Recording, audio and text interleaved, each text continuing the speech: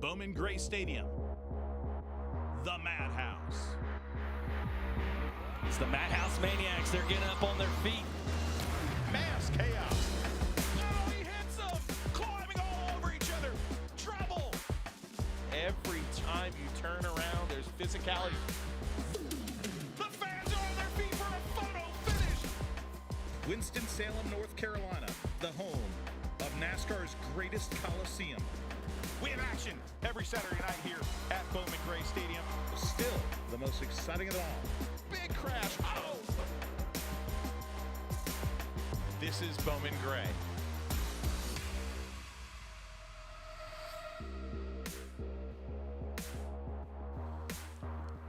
Ladies and gentlemen, boys and girls, welcome to the 1122nd edition of Still the most exciting of them all. Bowman Gray Stadium here, Winston-Salem, North Carolina. I'm your host, Matthew Dillner, live on Flow Racing, round 12, and featuring tonight's Traffic Control Safety Services 100 for the NASCAR Brad's Golf Cars Modifieds. Bob Dillner joining me here in Winston-Salem on a hot summer day. Bob, it's double points night. A lot on the line here tonight. We had the double points night earlier this year. A lot of situations arose from that, but I think it's getting down to the nitty-gritty here with just 6 nights of racing left in Winston-Salem, North Carolina. So much can come from this race here tonight, and we have a lot of racing in tonight's lineup. Take a look at that. Twin sportsman races, the 20 laps apiece. We'll lead off with the street stocks that's got plenty of drama in it, but it's really all about that NASCAR modified 100 lapper. But some of my favorite racing comes from the stadium stocks. Yes. Twin features here tonight. They will be separated in terms of top points guys against the other competitors, but 15 laps apiece for those 2 stadium stock runs. And don't forget, $9,000 bonus on the line for the NASCAR Modifieds tonight. Last week, okay, Twin 25s for the Modifieds, 2 first-time 2025 winners, Chris Fleming and Junior Snow. Zach Clifton with a dominant performance in the Red Oak Brewery 100 for the sportsmen. Of course, street stocks, gloves came off. We'll talk about that later. And then the stadium stocks, the great A.J. Sanders and Pintang. Pintang, I'm glad I'm going to get to see that because I have not seen him so far this year. So I'm looking forward to seeing that because that was one of the most classic calls of all time here. Well, one of the big, classic calls, but big moments here at Bowman Gray always. And no bigger moment was when the Cup Series returned to Bowman Gray last year, this year actually. And guess what? They're back in 2026. The NASCAR Clash will return to historic Bowman Gray Stadium, Bob. Oh, it's going to be a spectacle. Everyone was talking about that, whether you were like yourself, Justin Mincy, and your son Hudson in the grandstands, or me watching in the mountains of North Carolina.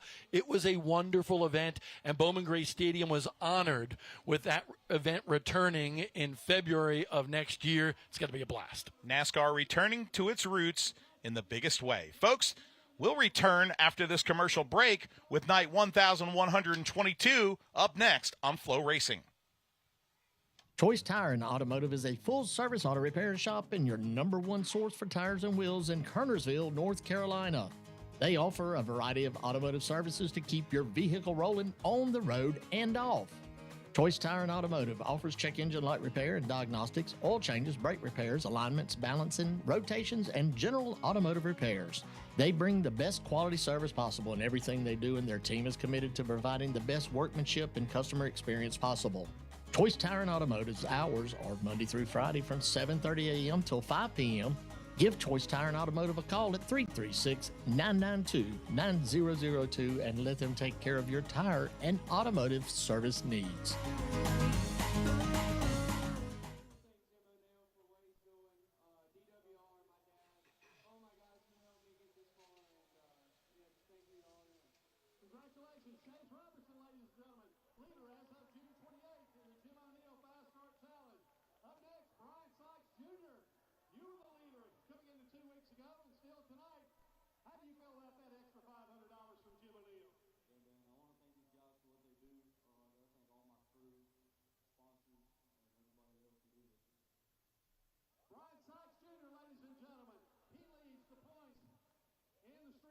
Division. And last but certainly not least, over the stadium stock division, your leader as of 2 weeks ago in entering tonight as well, Brandon Brindle. Brandon, $500. That's a good payoff for being the leader. I know you're glad about that. Yeah, I just want to thank Todd Barnhart for letting me drive this hot rod this year, and it means a lot for me and my family, and really couldn't do it without the guys helping me. Good luck tonight. Brandon Brindle, ladies and gentlemen, he was the leader at the halfway point in the season, and he also received $500 with a fast start challenge, courtesy of Forsyth County District Attorney Jim O'Neill. Ladies and gentlemen, it's time now for another Bowman Gray Stadium flashback. Tonight, we're going to go back to July 12th, the year 1980. Here we go, off the final turn. Staley slows in front of him. Staley gets the win as they wreck across the start-finish line. Zach Staley was slowing down to interfere with the race finish, and Brad Lewis is now being declared the winner. Zach Staley is running across the football field here at Bowman Gray Stadium. He's not happy. He's going after Emily. He gets on Emily Lewis's car, and he jumps on it as emotions explode at the Coliseum of Chaos. Oh boy, the emotions certainly did explode.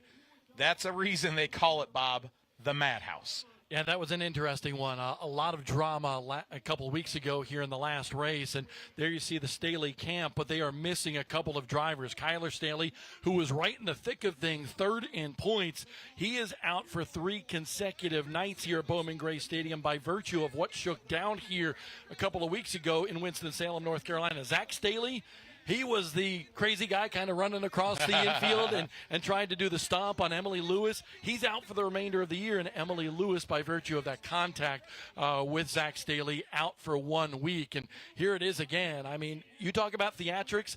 Plenty of drama here, but a statement was sent, the precedent sent for the remainder of the season for everybody in that pit area, not just this division. Well, you know, Zach Staley is no stranger to suspension. He has become kind of the bad boy of Bowman Gray Stadium. This, I believe, is his 3rd suspension in 2 years.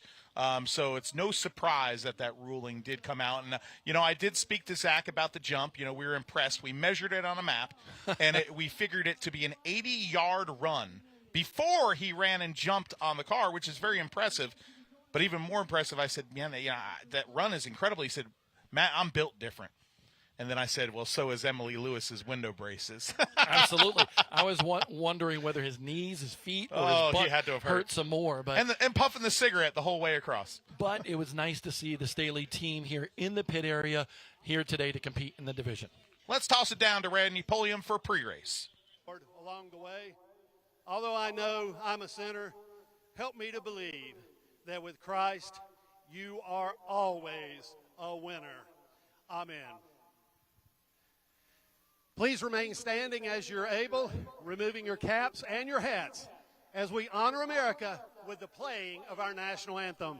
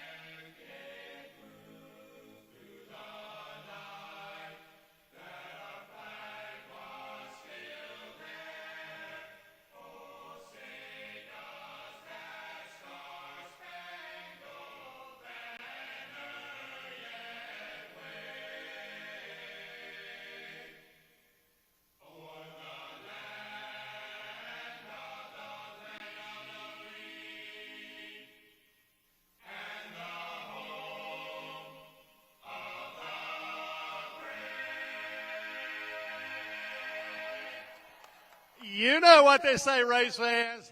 Saturday night, it's all right for racing. Please say it with me. Let's go racing!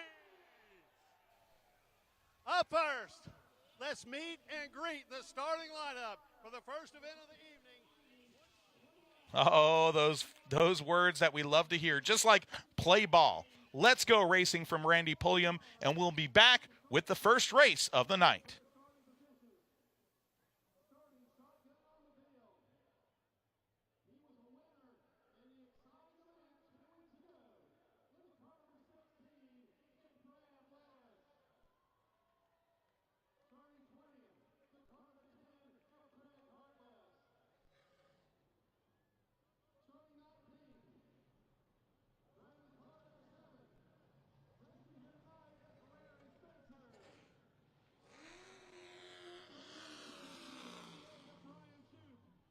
Rolling off 17th is the 00 of Johnny Martin.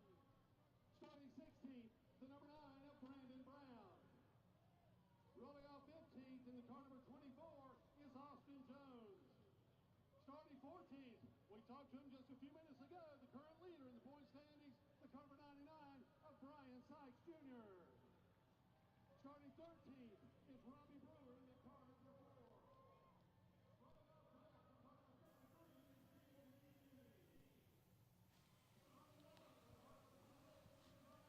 Welcome back to Bowman Gray Stadium for a night of NASCAR Advanced Auto Parts Weekly Series action, and we're going to get it kicked off with the first race, 20 laps for the QRC HVAC and Refrigeration Street Stock Division. Starting on the pole will be the big man in the number 72 Turn and Burn Hobbies machine. It's Bryant Robertson. To the outside in the CCW Insurance number 82, it's Halvey Justin Alberson. Row number 2 on the inside, the 09 car. That's one of those Staley cars. That is Logan Sparks. And to his outside in row number 2, the K-Train with one win this year, Kevin Gilbert in the 13. Starting 5th will be the 05 car, the Shine Shack machine for Hayden Hall. To the outside, another Staley machine, the Privacy Fence Solutions number 6 for Chrissy Wallace. In the next row, the 30 on the inside, Zach Kogar from Clemens, North Carolina. Best finish of 6th this year. And how about Christian Joyce? Having himself a difficult year, but 12 career wins in this division. Starting 9th in the 02 Quality Embroidery machine, Jacob Brooks into the outside of the Scenic Kia of Anderson, number 19, it's TJ Wally. Starting 11th in the number 28, that's Brian Sykes Sr., 6 stadium wins overall in his career, and a former stadium stock winner, the 33 of DJ Dean, will start 12th.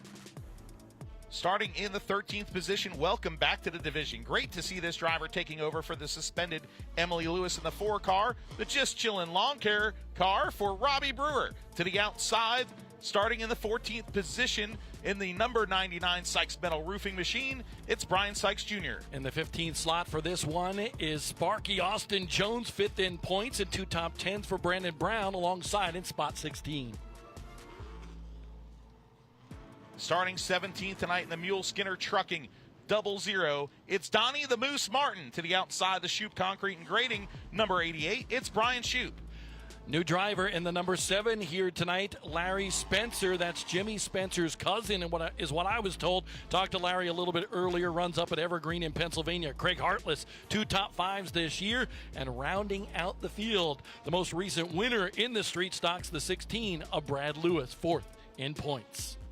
Well, speaking of those point standings, it's going to be a little interesting shakeup now with Kyler Staley out of the picture after the suspension. He'll be gone for a 3-week vacation, and Brad Lewis steadily climbing up through those standings with that big win last week. He is now up to 4th, but he's going to have a long road to hoe today, starting scratch on the field. But if you're Kevin Gilbert or Brad Lewis, now is the time Double to do points. it. Double points night, just to remind you. All is on the line here tonight. If Brian Sykes Jr. finally has a bad night, well, guess what? If Kevin Gilbert, Brad Lewis, even Austin Jones can capitalize on that, we got ourselves a points race. Yeah, that's for sure. That's the thing. Everything is amplified tonight. So if you think something's important, well, just double it up. If you got, 2 hot dogs on your plate at home, we'll put 4 on there, okay? That's what tonight is all about. We don't recommend 4 hot dogs in one sitting. Well, it depends just on FYI. who you are. If you don't have sides, it's okay. In Martinsville, we used to polish them off like oh, my nothing. gosh. My record is 27 Martinsville hot dogs I'll in take- one weekend. I plead one the weekend. 5th. I plead the 5th. Yeah, were you 43? That's cute. All right, one He's to the go. king. The modern Chevrolet Pace vehicle has the lights off. Jimmy Absher back from vacation now behind the wheel of the Pace vehicle, Bob. The crowd starting to file in a little late. We had a rain shower just earlier. So now the crowd is filling in here around the bowl of this historic stadium. Built in 1937, holding NASCAR racing since 1949. And the great tradition continues as the green flag is out for the street stocks. Ryan Robertson able to grab that top spot. Battle, though, is for second, and a little bumper tag coming off of turn 2. 3 wide, though, for the 4th, 5th, and 6th position. Boy, they came out of that clean, and I am super surprised, but it's Chrissy Wallace. Move her up the 4th. Kevin Gilbert in that second spot. Keep an eye on Chrissy Wallace. Trouble in turn number 2. Koger going through the grass. A stack up, and we're not going to go yellow, Bob. Christian Joyce, the benefactor of that one in the blue, orange, and silver machine, able to get by several competitors here early in this one for the street stocks. Battle, though, is for third. Chrissy Wallace. Oh, the big spin. The big spin. Robbie Brewer has gone around. It's not good for the Lewises as Brad Lewis has stopped. No damage for his machine, but the Lewis number 4, driven tonight by Robbie Brewer, goes around in heavy contact. I believe it might have been Shoop and Brandon Brown also involved. Yeah, I got a left rear flat tire on the 4. That machine's going to have to go to the pit area. A lot of damage, actually damage on Brian Sykes Sr.'s car I'm seeing now, who is also involved. There's Shoop's number 88 right behind him. The number 28 of Brian Sykes Sr. with the deck lid, the TV panel hanging off of that car. This is one of my favorite divisions because of the close quartered racing. And you got to love the fact that around this racetrack. Here's a replay. Shoot down there, little contact, sent that 4 car around. There's some heavy hits in this one. Yeah, that sure was terrible. It really stinks for Robbie Brewer. Great to see him back in a really competitive car here, a guy that knows how to win at Bowman Gray Stadium. And there is the TV panel. I'm sure he's going to have to take a trip to the pits. He's just trying to get Warren Transmission some love. Well, Warren Transmission, probably one of the best transmission shops in the business. Yes. Absolutely. Right down the road here. That's right. Right near Bully's Bar and Grill, where Mincy and I like to get wings. You like to talk about food, don't you? Never. Never. You don't. It's already begun, folks. Race number 1 of the night. And the Dillner boys are already going at it. It's perfect. DJ Dean is slowed on the track as well. The black and blue number 33 you see there. Listen, I'll say it first because I don't want people to hop on social and just get on you here. Oh, okay? No, what? People get on social and pick on me? No. But listen, I've been here several times already this year and still have not had any little donuts. I'm just saying. Don't mention it. They're going to get on. They'll fire up the Facebook. I was trying to help you. They're going to fire up the Facebook. You're the next victim, Bob. I was trying to help you. Hey, being a nice guy. If you come here to Bowman Gray Stadium, if you go down near the East Concession, Little Donuts, you got great kettle corn here. You've got Kona Ice, and of course S&P Lemonade with a new Flow racing flavor, Blood Flow Orange. I love it. I can't wait to try it. But DJ Dean is not loving this because he cannot get that car fired. He's going to have to take a little bit of a push, and he's going, I don't know what's going on, but a little push to the pit area for that 33. DJ Dean with a 5th place finish the second time we were out this year, but the last few finishes, 12th and 16th, not so good for the big man, and actually he ended up in a little bit of a scrap behind in the pits too. So, that never happens here. Never. Do I see the rear bumper cover off this 28 machine? In fact, I do. So Brian Sykes Sr. looks like he's going to be okay. There it is. No worry whatsoever. He's good. Still got the bumper back there so people he can absorb the contact if he gets ahead of some people. Exactly. There's, Brian Sykes Sr. and Junior. Junior, the points leader right now in the number 99 machine. They're a really close family. They don't just race together. They ride their motorcycles together. They are a bunch of bad bikers, man. And I love it, man. Brian Sykes Sr., he's like the leader of the WSP. You know what that is, right? The White Shade Posse. He's always wearing his white sunglasses and cruising around on his fancy motorcycle. He's got some style. What color is his motorcycle? He's got several. Okay. There you go. We were talking about Christian Joyce, the blue and silver #1 car. Zero luck this year for him. And when you said, oh, that opens up the door for the #1 car, I almost blurted out, wait, something happened positive for Christian Joyce? Because this season has just been a season of just for Christian Joyce. Only one top 5 in 8 races. 5th place finish is his best, and last year he had himself such a good season, so it's been a big surprise. Last year struggled with the engine a little bit, but right now running just outside the top 5. Joyce lines up in 6th. Bryant Robertson will be the first to the loud pedal. The K train to the caboose of the number 72. Halverson sticks his nose in there and looks to do some damage, but doesn't. He has a Staley car behind him. Look out there. Here comes Christian Joyce to the inside. He's going to welcome him right now to the top 5. So good run so far for Christian Joyce. It would be nice to see him get back into victory lane here. I mean, what a struggle for the 2-time and defending champion of this division. By the way, we're going to have some debris down in turn #1, and that is from Brian Sykes' machine. I saw his door panel now rip off the right side of that race car. I mean, it's like a German Shepherd. He's just shedding everywhere. Or an English cream golden retriever. Yes, Bob. Your golden retriever that looks like a polar bear. Yes, I want to give him a glass bottle Coke every time I see him. But there is the sheet metal in the South Turn. Yes, and we mentioned him. Remy. We love Remy, the English cream golden retriever. Is Remy watching right now? Supposedly, the whole family is in the garage area right now, and they have the TV on. That's where I. What like are they doing to in the watch garage without Hibachi Bob? I know. With your That's what food reference 3, 4. Food. Keep account, folks. We said we had Bunton tonight. Bingo last week, where we're going to have Dillner. You swear I haven't eaten. Looking forward to working with Jeff Bunton next week here at Bowman Gray Stadium while you go out in a little family shindig. But we're going to have Bunton Bingo. We're going to have Bunton Bingo watching it while we're gone because Jeff is just full of colorful isms. So we're trying to get this one started here, and it's been a little bit slow going in this one. But as you look at the top 5 right here, like the fact that you see Christian Joyce there in the 5th, but the car right in front of Christian Joyce, that number 6 machine of Chrissy Wallace made her first start a couple of weeks ago, finished in the 6th spot. She's very excited about this one, said it took her a while to get used to this racetrack because it's a little slower pace than she anticipated, but she's a good race car driver. Remember, the first female ever to win at Hickory Motor Speedway.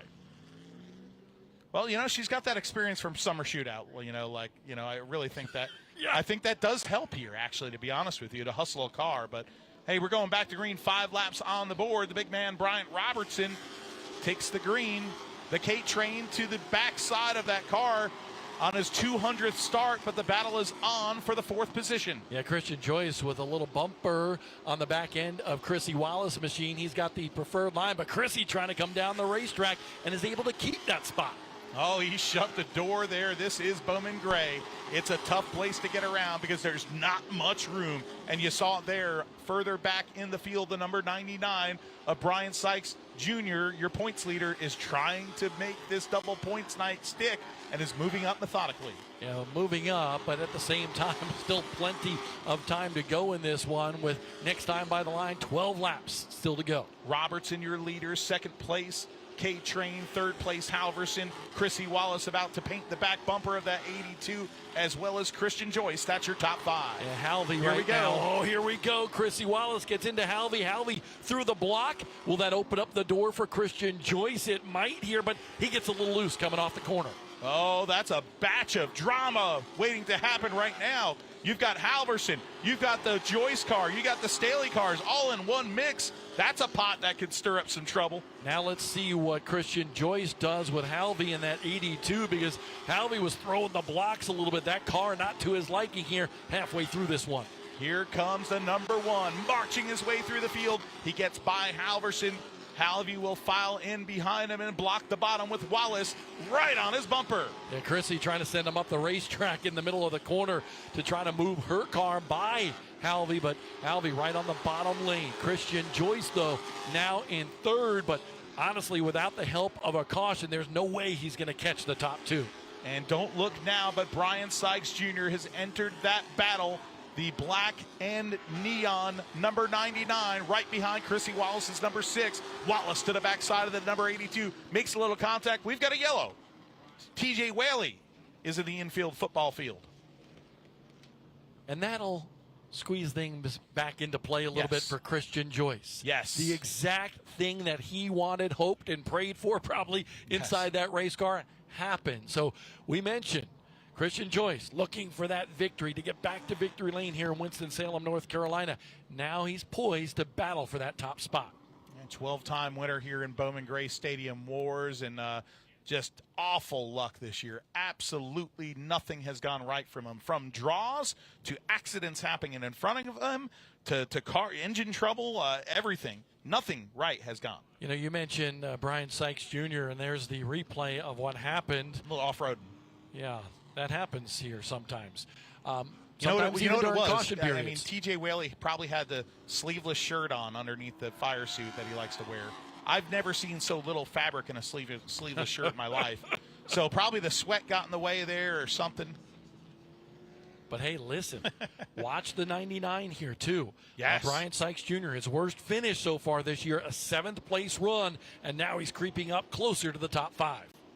Oh, a little bit of a jam up there on the start from like 4th on back. Now the top 3 kind of stretch it out a little bit. You're going to be watching Joyce. Oh, got a wreck coming up in turns 1 and 2. Hayden Hall has spun. Moose Martin has collected as well. Zach Koger, the racing plumber, has spun. You don't use his first name, Donnie. You just say Moose. Moose Martin, man. That is cool as heck. If he could be a hockey player, man. That He would be could. a good hockey name. Yeah. And there is the Koger Plumbing. I love the new paint scheme. You know, I believe it or not, they just did some work at my house, Koger Plumbing. And when their truck pulled in, it looked so good. And I texted Zach, and I'm like, man, you need to put that kind of water design on your car. Voila, a week later, it's on there. I didn't know people actually listen to me. So what you're saying is you were the inspiration behind My house Zach problems Koger. were. My Yeah, house your problems house were. problems. Well, My maybe- house bringing leaks like Swiss Yeah. cheese. There's Whaley's car, a lot of sheet metal damage to the right side of that. And this is Damage Incorporated, as I always like to say, the Metallica song everywhere.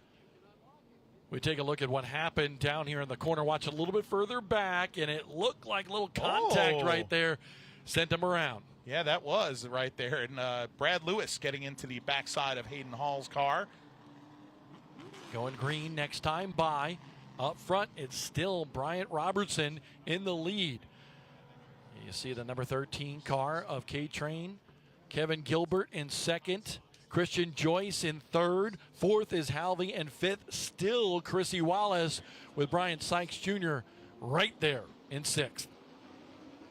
6 laps to go in this 20-lap street stock race to open the night at Bowman Gray Stadium. Now Gilbert gets a good run, peeks up the bottom. Battle is on for 5th. Sykes Jr. to the bottom. Yeah, Sykes Jr. just got to the back end of that 6 machine of Chrissy Wallace.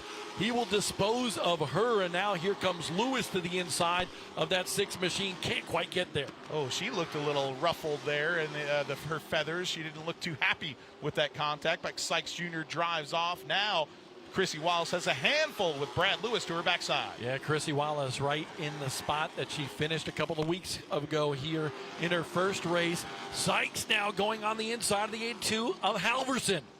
And now going to the bottom as well to try to fill the hole is Chrissy Wallace. Oh, Brad Lewis now peeks to the bottom of Wallace. Contact in turn number 1 and 2. Wallace saves it. Here comes Lewis to the bottom of the Staley machine. Lewis trying to break into the top 6 here. The 6 car kind of losing some ground, but up front still, Robertson leads this one. Little contact in return from Chrissy Wallace. Almost spins Brad Lewis's machine. He saves it. Now here comes the number 4 underneath Wallace's. Yeah, Robbie Brewer having a good run. 1 lap to go in this one. Bryant Robertson, a veteran of Bowman Gray Stadium Wars, takes it around the north turn for one last time. Coming to the checkered flag in this wild one. Give it to the big man, Bryant Robertson. Kevin Gilbert in that 2nd spot. 3rd, Christian Joyce. Brian Sykes Jr. winds up in 4th. And Halvey holds on for a top 5. And holds on big time. 4th win for the big man, Bryant Robertson. What a night for him.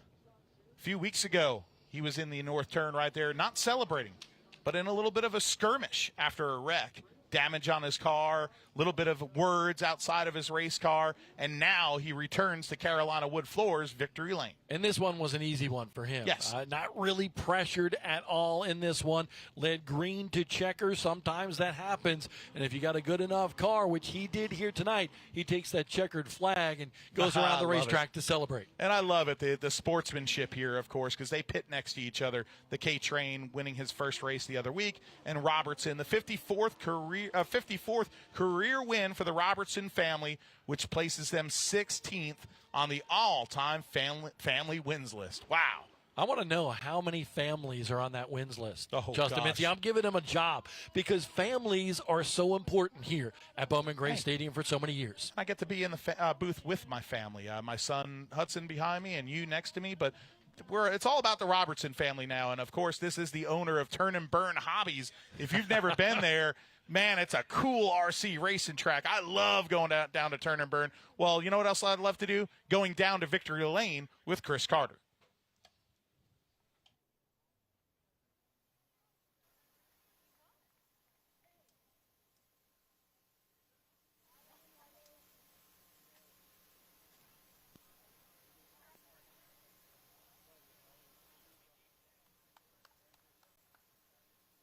Congratulations from all of his team members. Here he comes. Let him hear ya! Brian Robertson!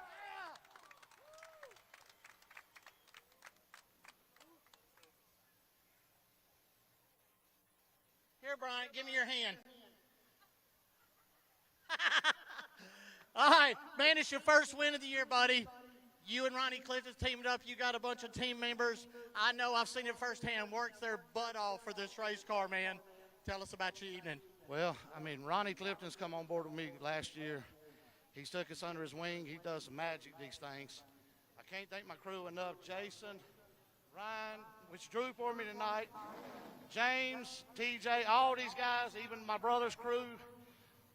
My wife, everybody for letting me do this. I appreciate it, and just thank God above for letting me do it. Well, let's don't forget, you got a few sponsors on there. We got Clifton Plumbing, our buddy Steve at 5 Points Tire and Auto. We got Daniel D. Haynes. All right, we're back on Flow Racing here, and we'll be back in a little bit. Brian Robertson, the winner. Next up, the first Twin Sportsman race. All right, let's do something together, Brian. I want you to tell this crowd to make some noise. You know how to do it. Tell them. All right, guys, let's make some noise. Get it up to you, Randy Williams. And Brian will make his way over to the Carolina Wood Floors winner circle, pick up some winners hardware. Carolina Wood Floors, open your doors to beautiful floors from Carolina Wood Floors. He and his crew also picked up 4 of those delicious milkshakes courtesy of Chick-fil-A Shopping Center. Their sponsorship of Sweet Taste Victory Award.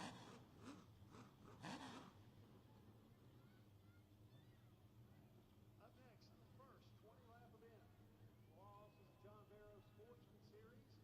15 cars on the starting grid. They drew for their starting positions. Here's how they'll roll off. Starting 15, shotgun on the field out of King is number 12 of Justin Taylor. Rolling off 14, from Walkertown, car number 21 of the Tiger, Tommy Neal. Rolling off 13, from Mooresville, the 24 of A.J. Burness. Starting 12th in the number 63 is Terry Smith. Rolling off 11th, driving the number 23 tonight is Dylan Ward out of Walkertown. Starting 10th out of Winston-Salem is the 03 of Sterling Clemens. Rolling off 9th, Quantico's the 88 of Zach Taylor. Folks, we are back at Bowman Gray Stadium. Bob Dillner has a huge smile on his face. We'll tell you why just in a bit. But first, the lineup for the first Sportsman Twin 20-lapper here at Bowman Gray, the second race of the night.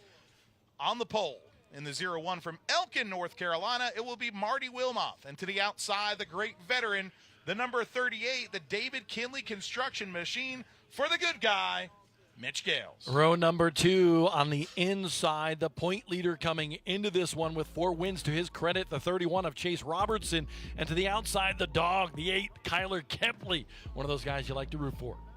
Starting in 5th tonight in the Shitty Coolers, number 15, it's T. Dawson. To the outside, the CNC Lock and Key, number 28, it's Nate Gregg. Starting 7th in this one, this could be a big night if he's able to capitalize. Double points on the line. The 55 of Zach Orr, remember, second in points, 3 wins to his credit this year. On the outside in row number 4, the 40 of Taylor Lewis.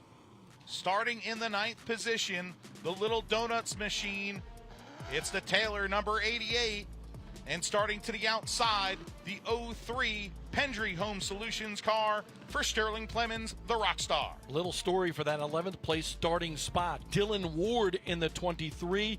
Ryan Robertson banged up a little bit, so Dylan Ward trying to dial this car back in for that team. On the outside of row number 6, the 63 of Terry Smith. Starting in position, Lucky 13, an apology to this driver's mother, who does not like the nickname, but will say it at least one last time. Driving the Salmon River Maple Products, number 24, it's the Furnace, AJ Burness. And to the outside, the great veteran of the Sportsman Wars in the Walkertown Mill, number 21, it's the great Tommy Neal. Starting scratch on the field tonight, in the Serve Pro, number 12, it's Donkey Strong, Justin Taylor. And it's been a day for several people here, including one of the most successful drivers in this division of all time, the 21 of Tommy Neal. Earlier this morning, during practice, they actually blew up the clutch on that one. In fact, he burnt it up. He showed me the clutch. So that team working right until things got cooking here after the rain delay. They had a lot of work to do to get the new clutch inside that car. But now Tommy Neal, the Tiger, says he's ready to go. Man, I saw that crew grinding, like literally with a grinder on the back of the pickup truck. Yep. That's a hard-working bunch. Tommy was like the commander, the general, just watching with his hand up on the toolbox. Oh, boy. Sportsman division, one of the mild ones. There's Marty Wilmoth dropping to the rear. We're about to go green. The modern Chevrolet Pace vehicle pulls into the end zone, and your points leader with the lucky draw tonight will start on the front of this field. The good guy goes to the green early. Green flag is out. Chase Robertson does not get the jump on that one, but he does have the preferred line. I want you to look at that 55, though, right by him, right behind him right now. Maybe this could open up the door for a battle between the top 2 in points. As Robertson with the lead, here comes Zach Orr. Zach Orr to the second position right now, and he has the points leader in his crosshairs in front of him. Now a few rows back, Kyler Kepley has his hands full with the Rockstar to the outside. And don't look now. Here comes that 21, the red 21 of Tommy Neal. He's got that fresh clutch inside that race car. He's ready to go, but he's got to get by the Rockstar next. Sterling Clemens with 1 win to his credit this year. Right now, Clemens to the inside of Kepley in a battle for 5th. Oh, he's not going to be comfortable on that outside as the driver of the number 8, and Tommy Neal is likely going to fill the hole here in the south turn. He does so to cleanly get by Kepley further back in the field. The number 24 is up and outside of the groove, and T. Dawson has slowed to bring out the caution. T. Dawson, it looks like by looking at that race car, might have a little problem with the right front suspension. I know they like to get these tires underneath the fenders, but that right front looks really tucked up underneath. And there's A.J. Burness's car, and a best finish for that number 24 last week, a 6th place finish. That crew, you would have swore they won the Daytona 500. Ryan, who volunteers with him, and his girlfriend, she's busting her butt every week. She wasn't here last week, busting her butt every week, jacking up that car, working on it, and that's a hard-working bunch out of upstate New York. Nice to see the Furnace get a good run. A bad break for T. Dawson. Don't say that too much. Don't say that too much. His mom might get unhappy. Oh. I thought it was like the new nickname. He could sell T-shirts. I think so, too. I like the nickname, but, hey, moms know best, right? That's right. Absolutely. I don't know if our mom is watching tonight. Hopefully she is. But right now, Chase Robertson, as we come back to the green flag, Zach Orr is in second, 1 and 2 in the points, and Zach Orr is hungry to get another win. Double points on the line. Anything can happen here in the sportsman class. Green flag back up top. Everybody's looking at the 2 Goliaths at the front of this sportsman field. Robertson leading Orr with a good drive through the center, gets into the back bumper of Robertson.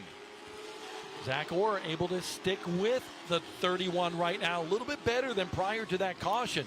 So Zach Orr maybe found something a little bit, maybe getting a little bit cooler. Maybe it's the car's handling a little bit better. A little sideways right there as he tried to get to the back bumper of the 31. Watch Orr here stick his tires down below the turtles right there, really using them to turn the car. That car is wrapping the bottom pretty well, but right now he loses ground to Robertson. The battle is on, though, for third. Nate Gregg all over the backside of the number 38 of Mitch Gales. Yeah, everybody's single file in the top 6, but for how long? As you mentioned, Gales trying to hold off Gregg in the number 28, and then here comes Sterling Plemons into the back bumper of the 28 in turn 4. Gales has really gotten that car dialed in as we've progressed in this season. A low buck driver with an open trailer and a great veteran of Bowman Gray Stadium racing, and he's got Nate Gregg to his backside using the bumper a little bit, trying to get underneath him. And this is a big night for Mitch Gales, too. 7th in points. Every point counts. He wants to finish in the top 5, so he wants to hold the line on this third-place spot. It's been a while since Mitch Gales has won a race up here, but he's here each and every week. One of the great veterans halfway here in this 20-lap race here for the Sportsman division. A little bit maybe calm for the Sportsman class right now because of the twin feature nature, and then a little bit of an invert later. Little invert. We'll talk about that as well. But Chase Robertson well on his way to another victory. He's got about a car length or 2 advantage over the 55 of Zach Orr for first and second.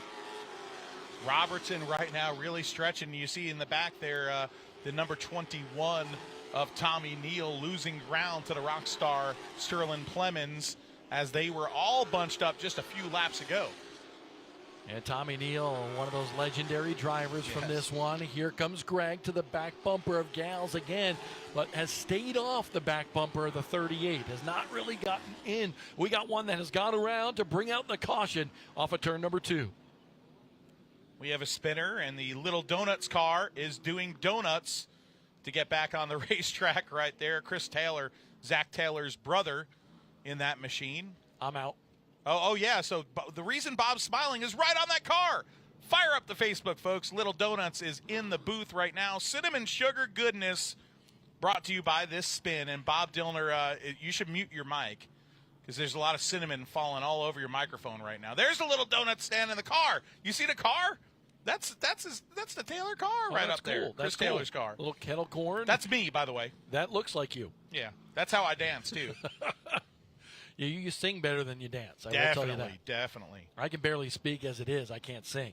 But these donuts, I got to say, I know everybody gets on my brother every single week, but they are pretty special indeed. What's your review? Explain to the fans that what you're talking about, what they are, and how they taste. Well, you got to remember, I am a donut connoisseur. You are. More than you even. And I just have a donut around my waist. These are special, but the thing is that the donut itself is very ordinary, like any donut in the fair. But the cinnamon sugar and the amount that's put on the donut makes it what it is. So good. Anyway, let's get back to business before they hit the mute button on Flow Racing. We have 6 laps to go in this Sportsman 20-lapper twin features tonight for this division. Robertson, the first to the loud pedal here. Single file we go. Or to the backside of him, trying to make up some ground here. Cruising into the south turn, or make some significant contact. Gets him sideways. Now to the bottom. They race into the south turn. Or Robertson side by side for the lead. Look at this. Zach Orr, you knew how hungry he was. He gets by Chase Robertson. Robertson pays him back down in 3 and 4, but cannot get him sideways. Zach Orr to the lead here in Sportsman race number 1. Wow, the fans rose to their feet with that one. 1-2 in points, and they're trading bumpers here at Bowman Gray in the closing laps, coming to 3 to go. Paybacks could be coming here. Robertson got into the back bumper of the 55. Oh, and something actually comes out of the crowd here. That's unacceptable, but you take a look at that 55 car there going around the corner. He stops basically in the center of the corner. That car very tight for Zach Orr. Love the double box action as we're seeing the battle with Tommy Neal behind him, and now Robertson to the backside of the 55 again. Orr is going to try to play defense here in the center of the corner. Park that car. That's what he did right there. 1 lap to go.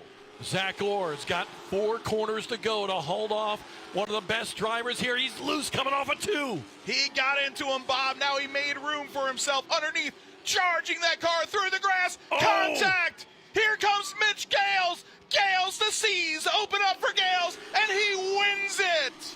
Mitch Gales, miraculous finish here for Mitch Gales. Incredible. His 7th career victory in the Sportsman division at Bowman Gray Stadium. Wow. Wow is right. The C's open up. It was like Noah when the Red Seas parted. Okay? The 55 and the 23 split. And he was like, wow, this win is right in front of me. The Auto Supply of Thomasville machine is victorious here. 7th career win for the guy we like to call the good guy. We're going to have to see that one again Yes. because that was some interesting driving. Robertson getting by Zach Orr and then tries to kind of plant it in the corner. Here's a look at it once again. Oh, great move there, getting into him, but not too dirty, Bob. But watch what happens here. Zach Orr is so smart. Chase Robertson gets ahead, then tries to lock it up because he knows Zach Orr is going to try to get to the bottom. Mistimed it because of Robertson being very smart, but unfortunately, both of those drivers get knocked out of the lead, and Mitch Gales winds up winning here at Bowman Gray Stadium. Well, double points night. Robertson did get second with Orr third and Nate Gregg fourth. Let's go down to Randy Pulliam for the victory lane with the great veteran, Mitch Gales. Inside that bag are chips with the numbers 8, 10, 12, 14, and 16. The number that Mitch draws will determine where he starts in the second 20-lapper and how the field will be inverted. Keep your eyes on the video board. Mitch has got his hand inside that bag right now. Eyes on the video board. Mitch draws a number 10.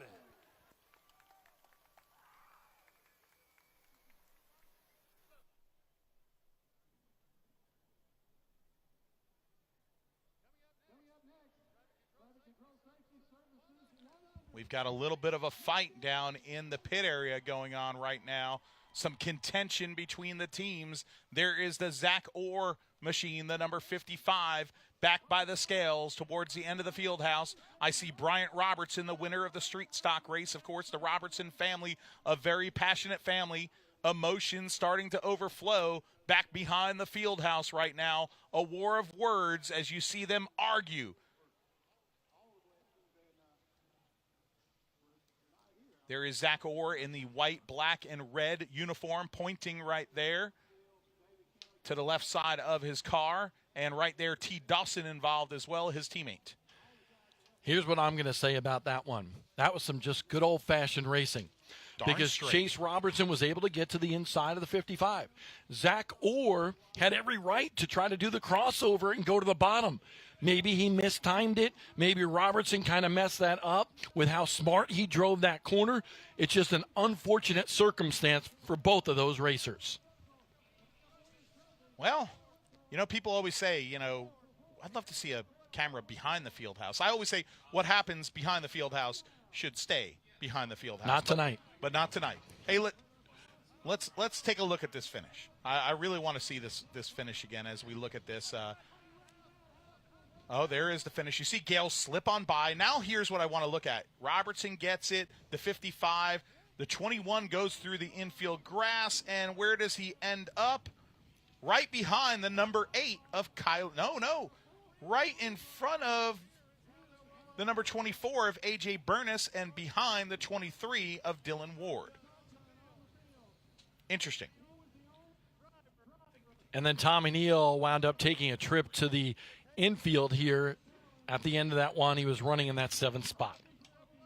Well, Bob, the modifieds have rolled out on the track with all this mayhem going on, and Mitch Gales, the winner of this race, his 7th career Bowman Gray Stadium win.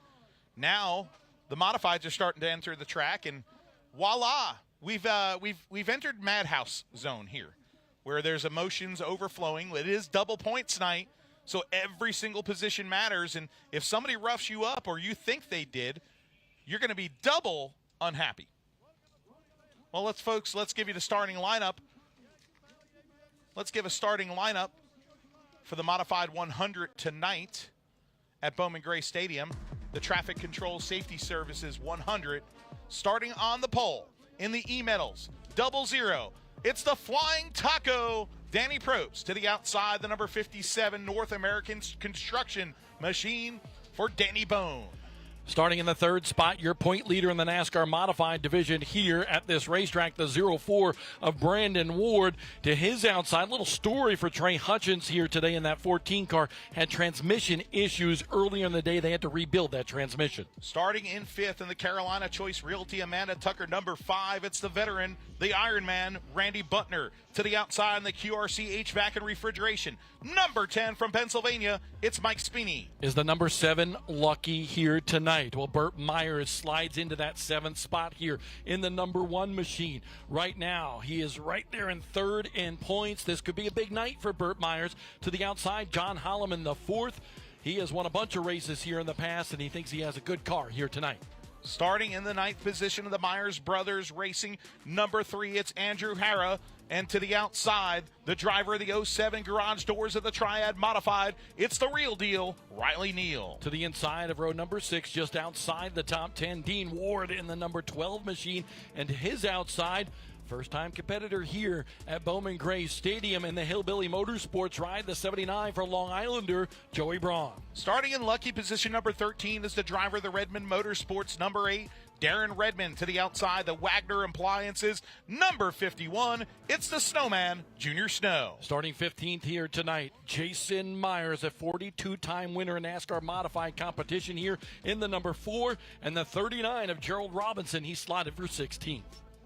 Starting in 17th tonight, the Tobacco Ridge, number 9, it's Kyle Southern. To the outside, the S&P Lemonade, number 6, 4th generation star, it's Slate Myers. Daniel Beeson in the number 44, he'll line up 19th.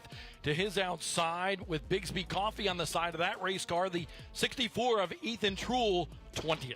Starting in 21st position tonight with the rough draw for this driver who has been winless 20 races. The driver of the Hayes Jewelers, number 83 from Tobaccoville, North Carolina, it's Tim Brown. To the outside, starting 22nd in the Wahlberg Pizza Grill, number 75, it's the great Lee Jeffries. Susan Harwell on the inside of row number 12, and then Connor Branch in the 7, still getting acclimated to the modified wars here at Bowman Gray Stadium. Starting 25th will be Brandon Butner in that Muddy Creek Motorsports, number 35. To the outside will be the William Smith, Crab Smith, number 99. And then starting 27th, back from suspension of the number 11 machine, the Flying Beret, Corey LeVay. And rounding out the rear of the field, the only driver brave enough to take tonight's Fans Challenge, start at the rear, and if he makes it up to the top 4, he gets $9,000. It's the showstopper, Chris Fleming. And Fleming had himself a good run in the most recent races here at Bowman Gray Stadium. Picked up a win 2 weeks ago before the off week to celebrate Independence Day here in America. Hey, S&P Lemonade just came, and they got you a classic, Bob, because you're a classic. Well, thank you. And calling me old? We are trying the new, this is for Mincy, this is for you. I've got the new Blood Flow Orange, the Flow Racing flavor. You get it? Blood Flow. It's blood orange. Yeah. Yes. There'll be no blood from this booth, but there will be blood flow as far as the S&P lemonades are concerned. He was going to try to name it the Matthew Dillner Dill Pickle Lemonade, and we're not. I didn't have that. No, I don't think. I know I believe he sells the pickle lemonade over there. I'm not so sure about that one, but the fans always enjoy coming to this racetrack, and you can see how close they are to the action here all over this place. And a pretty good crowd on hand here tonight based on some weather early on. It rained, they got the track clean, dried, and we're ready to go here tonight. Speedy charging on the inside. Give Myers the spot down the backstretch. Power move. Oh, so fine is win 99. The ace does it at Bowman Gray. He wins the Kevin Powell Motorsport 100. Speedy again puts the bumper to Danny Bone, and this time he gets a door open on the inside. Speedy to the lead. Speedy does it. His second win of the season. Tonight's belongs to Mike Speedy, who wins the Market USA 100.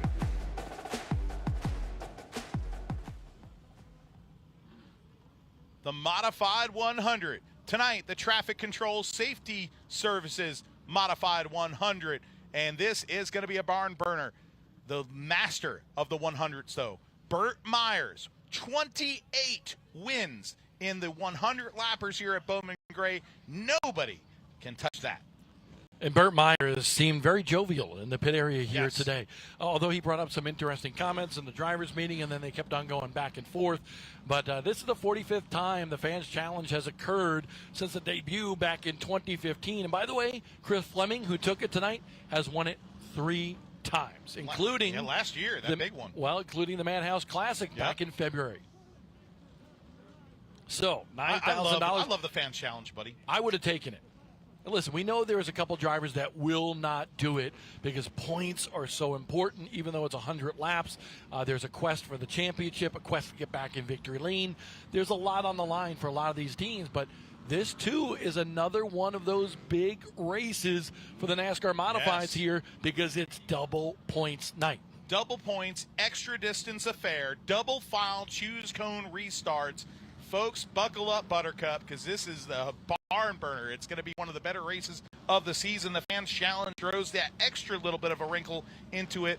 And, Bob, we talked about the 45 times. 17 times drivers have won that challenge. So this is an impressive kitty.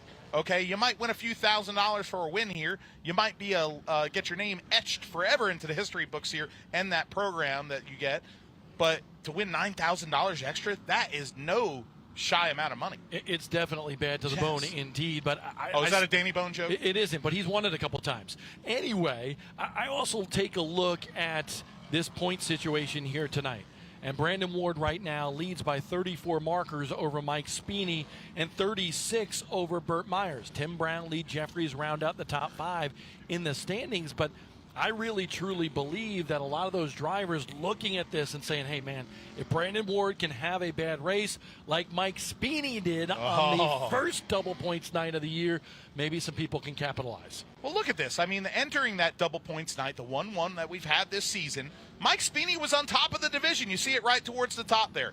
He had a 14-point gap on second, 36-point gap on third, and then his 17th and 10th place finishes just tanked him. He ended that night in third in points, a 48-point swing, Bob. And that was the night that, honestly, I wasn't able to pay attention to what was going on. Little 500 and Anderson was going on. And Monday, I'm like, what happened to the points? What happened to Speeney? That can happen to anyone here tonight, and I'm sure that's on the mind of Brandon Ward. Here we go, folks. NASCAR's original division, the Ground Pounders. These are the drivers that live by the grace of God and 600 horsepower. The Modified 100 has begun. Interested to see if Danny Bone can grab that top spot in the Flying Taco. Danny Probst in the 00. Brandon Ward right behind him. Danny Bone giving it all he's got on the outside. Look at him, the tough way around this racetrack to get the lead. What a job by Bone, doing it the hard way, flexing that muscle on the outside to get that lead. Now the battle ensues for 4th position. Butner on the bottom.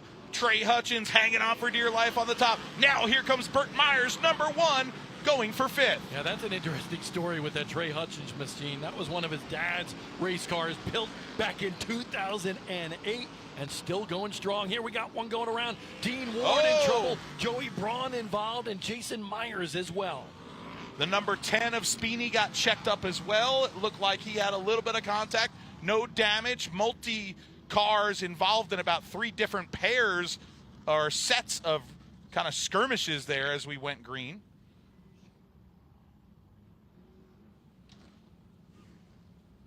That was mass confusion. Cats, dogs living together. Mass hysteria. That was a Ghostbusters line, by the way. There's Speeney rejoining the field because that was not what the caution was out for. So he is going to try to get behind Burt Myers, number 1 there, and get the spot. Joey Braun, the 79, involved bumper damage. Yeah, Joey Braun, first time here at Bowman Gray Stadium, really just trying to learn this place. He was a little overwhelmed after practice, but this kid has so much talent. Right now, 5th in points in the Smart Modified Tour, and he is knocking on the door for a win there. Well, his team that he runs for there also runs here at Bowman Gray Stadium. He's got this opportunity. Now, he does have a lot of quarter-mile experience at Riverhead Raceway, a 17-time winner in and Legends car racing there. But he said, man, you do not drive the car into the corners here at Bowman Gray like you do at Riverhead Raceway. No, you don't. Far, far apart as far as the driving approach to a corner at a flat quarter mile opposed to Riverhead Raceway that has considerable banking. But Joey Braun can get it done in a Legends car. He can hustle a car. Let's look at the replay here. There's Speeney to the bottom, contact with Hutchins. The caution, I believe, was already out, maybe in front of this as well, because they were crashing behind them. But narrowly avoiding disaster there is Speeney, because you touch one of those right fronts of a modified, and it could be disastrous. Well, you never want to set Mike Speeney off, too. He's got lion mode on the side of that race car. He could roar like a lion here tonight, too, because he's got those 2 wins, and it's been very special so far this year in that title hunt. Well, let's throw it to a quick break. Maybe we could take about a minute here as they tow off the Gerald Robertson number 39 machine. We'll be back on Flow Racing.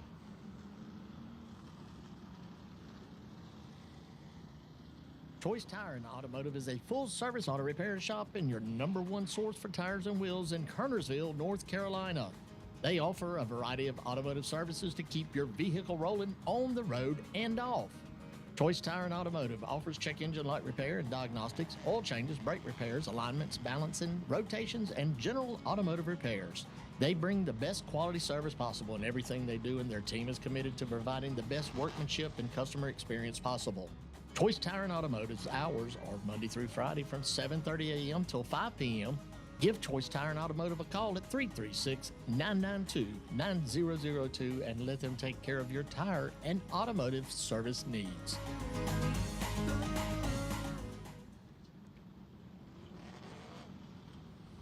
We are back live for NASCAR Advanced Auto Parts Weekly Series racing action for the Traffic Control Safety Services 100 here at historic Bowman Gray Stadium. And we are only 7 laps into this one with Danny Bone, your leader.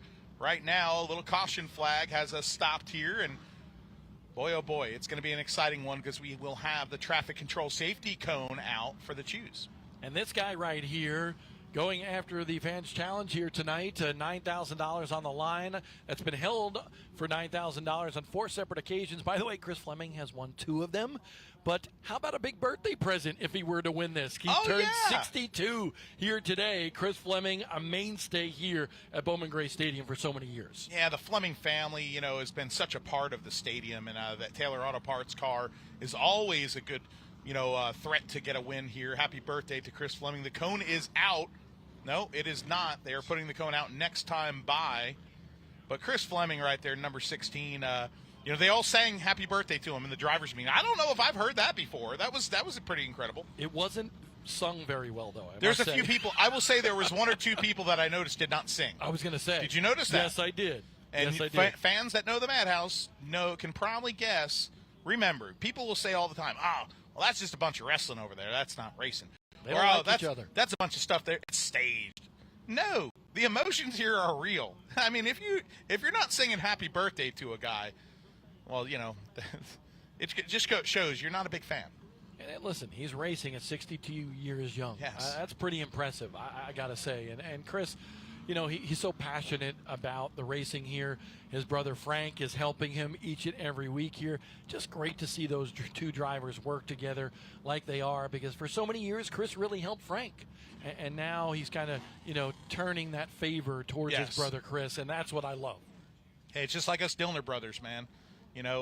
For so many years, I tried to support your career, and now you do it for me, and I appreciate it. Let's look at these modified division standings right now, Bob, and Brandon Ward is up top, but it is double points night. Yeah, Burt Myers, he's yellow because he leads the division with 4 wins this season, but this is what we were talking about. Yeah. Imagine if Brandon Ward had some problems here tonight, and Speeney or Myers or even Tim Brown right there could lock themselves into a good finish. Guess what? We have a different championship complexion going into next week's racing. Well, we can leave here 91 laps after we speak here with a complete different picture for the championship. And we saw it in that first double points race where Speeney had a 48-point swing.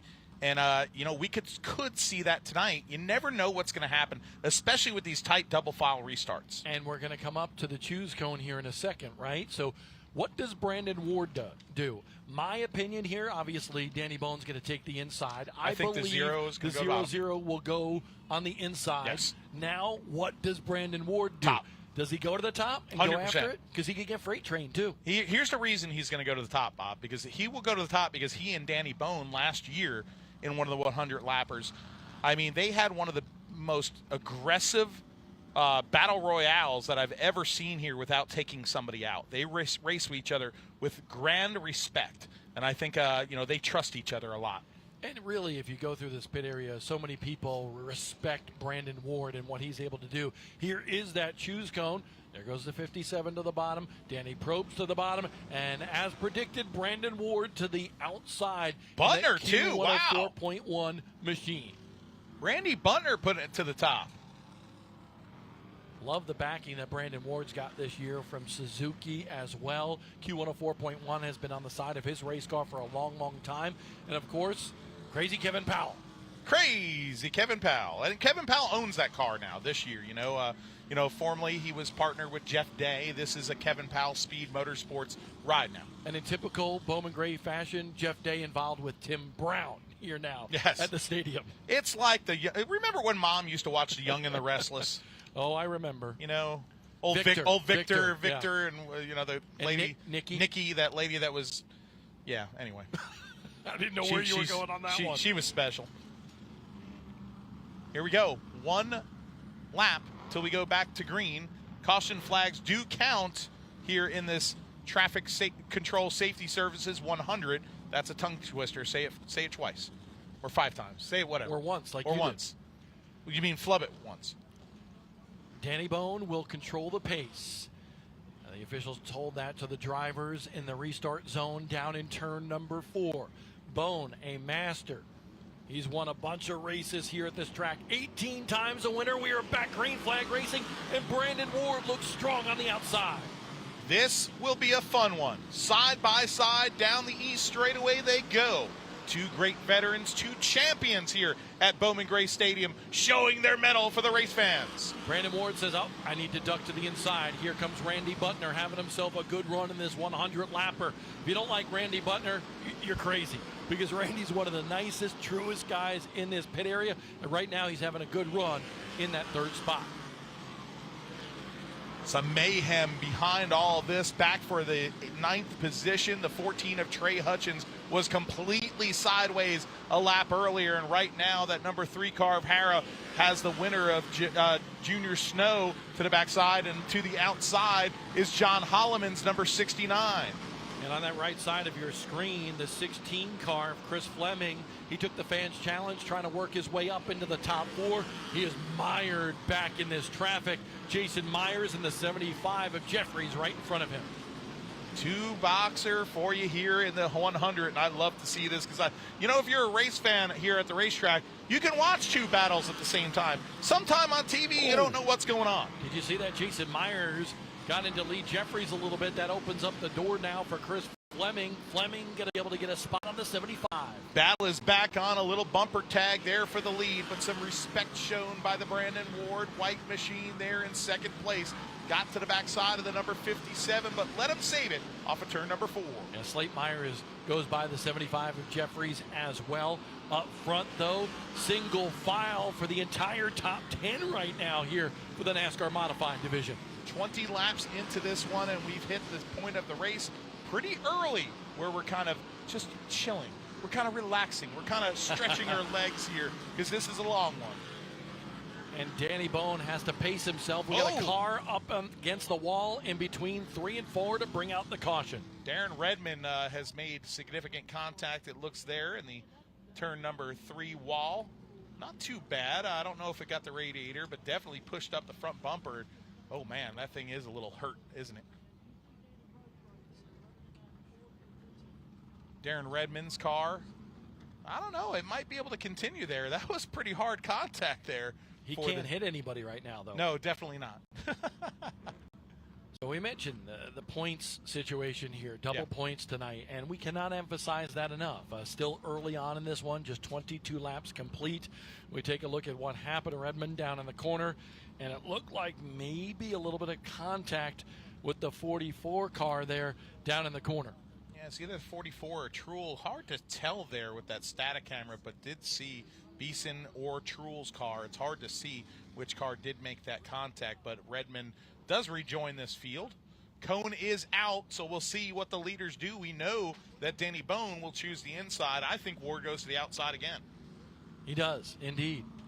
Randy Butner is going to the inside. The Flying Taco goes to the outside. Oh, man, he's got one of those Porter Wagner nudie suits is his driver's suit. It's not nude like nudie. That's what they call them. You got me scared.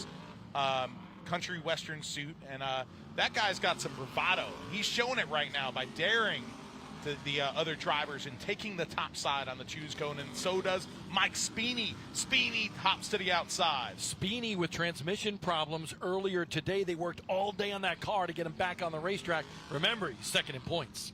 Second in points, and brought that car to the Buzzy group to fix that transmission. Green flag is back out. Side by side, they dance through the south turn. Here comes the cars, Nerf bar to Nerf bar. Ward's going to take it from the top. Incredible by Brandon Ward, the point leader to the top of the heap here in this 100-lapper. What an impressive run. Twice we've seen the lead change from the outside. Now a battle royale with Speeney and the Flying Taco. Yeah, Speeney threw him the hip check a little bit down there in the corner. So Mike Speeney now up to 5th in this one. It's Ward over Bone, Butner, Myers, and Mike Speeney. Danny Probst has his hands full right there on the top side as Hara gets by. Here comes the real deal. Riley Neal poking his 07 to the bottom. Contact. Probst saves it somehow. He's all over the racetrack. John Holloman, a nice guy there. Let him get straightened out. Could have kind of gotten into him a little bit and get the spot. Black flag now does come out, it appears, for Danny Probst. Trouble for Butner. Butner, who was running up in third position, has now dropped back to the 6th or 7th position. It looked like possibly a little bit of contact between maybe he and Burt Myers. Trying to see exactly who that black flag is out for. Apparently, it's John Holloman, maybe putting down some fluid. He comes to an abrupt stop on the backstretch and now brings out the caution. The Black Sand Company, number 69, has spun into the infield grass. And now he rejoins the field and probably will go back behind the field house. Things shaking up front. Brandon Ward, your leader. Danny Bone in 2nd. Burt Myers 3rd. Mike Speeney in the 4th position. 5th position right now looks to be Andrew Hara, with the next position, Riley Neal, and then Randy Butner. Yeah, bad break for Holloman. He's being told to go back to the pit area right now. A 6-time winner here at Bowman Gray Stadium. Here's the contact between Riley Neal and the right rear of the 00 of Danny Probst. Holloman backed off, did not get into him, but then apparently just something coming from underneath that 69 car that brought the black flag out, and now he's back to the attention of his crew in the pit area. Yeah, Riley Neal there, a little bit of contact, that side-by-side battle with Probst. And things are really narrowed up here off of turn number 4. And, Probst ran out of real estate there and skipped it and bounced it off there. But you did make a great point, because that was great sportsman-like driving by Holloman there not to get into Danny Probst and let him save it. And by the way, Junior Snow has gone off the racetrack to the attention of his team as well. So it's just interesting. If you're running a little bit further in the back here, this is a 100-lapper. Go to the pits if you get an early caution, make some changes to that car, and maybe you can be just a little bit better. And there you see some of the speedy dry going on the racetrack right now to absorb. And that's exactly where John Holloman came to a stop right on the entrance to turn number 3. There's Junior Snow, the snowman, back out on the racetrack. Just great second-generation race car driver. Loves these modifieds. There's Tim Brown. Tim Brown, how about him breaking the streak here today, the Polish streak? He wins his first pole in 20 races. It was since, July 27th of last year. And now looking for that elusive win as well. Yes, because the last time he won a race was that night. So it's a 20-race winless drought for the driver of the Jerry Hunt Supercenter Pulliam's Hot Dogs, number 83, and he's not been happy with it. He and that Jeff Day crew has been working every week, throwing the kitchen sink at it, trying to get that pole, trying to get that win, and they got it turned around at least half of it. And as we look at John Holloman, I believe, coming back out into the racetrack, you mentioned Pulliam's hot dogs. It's been a staple. Hey, Mark's right next to us. He is a staple for Bowman Gray Stadium and in NASCAR for so many years. And if you ever get a chance here to come to Bowman Gray, it's a bucket list track for any fan in America. Go over to Pulliam's. It's about a 10, 15-minute drive from the racetrack. Get yourself a couple of dogs. It's a nice, quaint, small place. You stand there with maybe a pop as well as a hot dog. Pop? You're from soda, the Midwest all of a sudden? Soda, whatever. I lived a little while in the Midwest. But great history on the Great walls. history. So many pictures that tell the story of Bowman Gray Stadium at Pulliam's Hot Dogs. Yeah, it is a must if you're a Bowman Gray noob to go there. 34 laps on the board, coming to lap 35. Ward leads them to the green. Bone will try to file down to the bottom, but will Burt Myers let him? The orange bumper works its way to the bottom and fills the hole going into turn number 3. I don't think Danny likes his race car right now, honestly. It's just not hugging the corners probably like he wants it. And Burt Myers has got the preferred line. He's going to move into second here no matter what Danny wants to do. He's smart. Now he's going to follow Burt Myers and try to prevent Hara from going after that third spot. Hara with a good run here tonight. Danny all over the place coming off of turn number 4. That car looks ill. Well, the points battle. We talk about it, double points night. You don't want to finish behind any of the guys you're running against for that championship. A little contact between Spini and Hara in a battle for 4th. Oh boy, more contact, Bob. Here comes Spini. He gets the spot. 4th place now for Spini. Hara does not pay that back. Right now saying, I got a good spot. I'm going to stick right here. Chris Fleming right behind Hara going after the $9,000 Fans Challenge. He's just outside the top 5 in this one. Fleming having himself a heck of a run. He has to make it up to 4th if he wants to win an additional $9,000 from the rear. Chris Fleming, if he can make it up to the 4th position as we come to lap 41 here at the famed quarter mile. Action is picking up towards the front of this field, but Hara versus the number 16 is on down the front straightaway as well. Yeah, Hara kind of holding up Chris Fleming a little bit. Hara's had a great run, but now watch Tim Brown follow Fleming to the inside of the number 3 machine.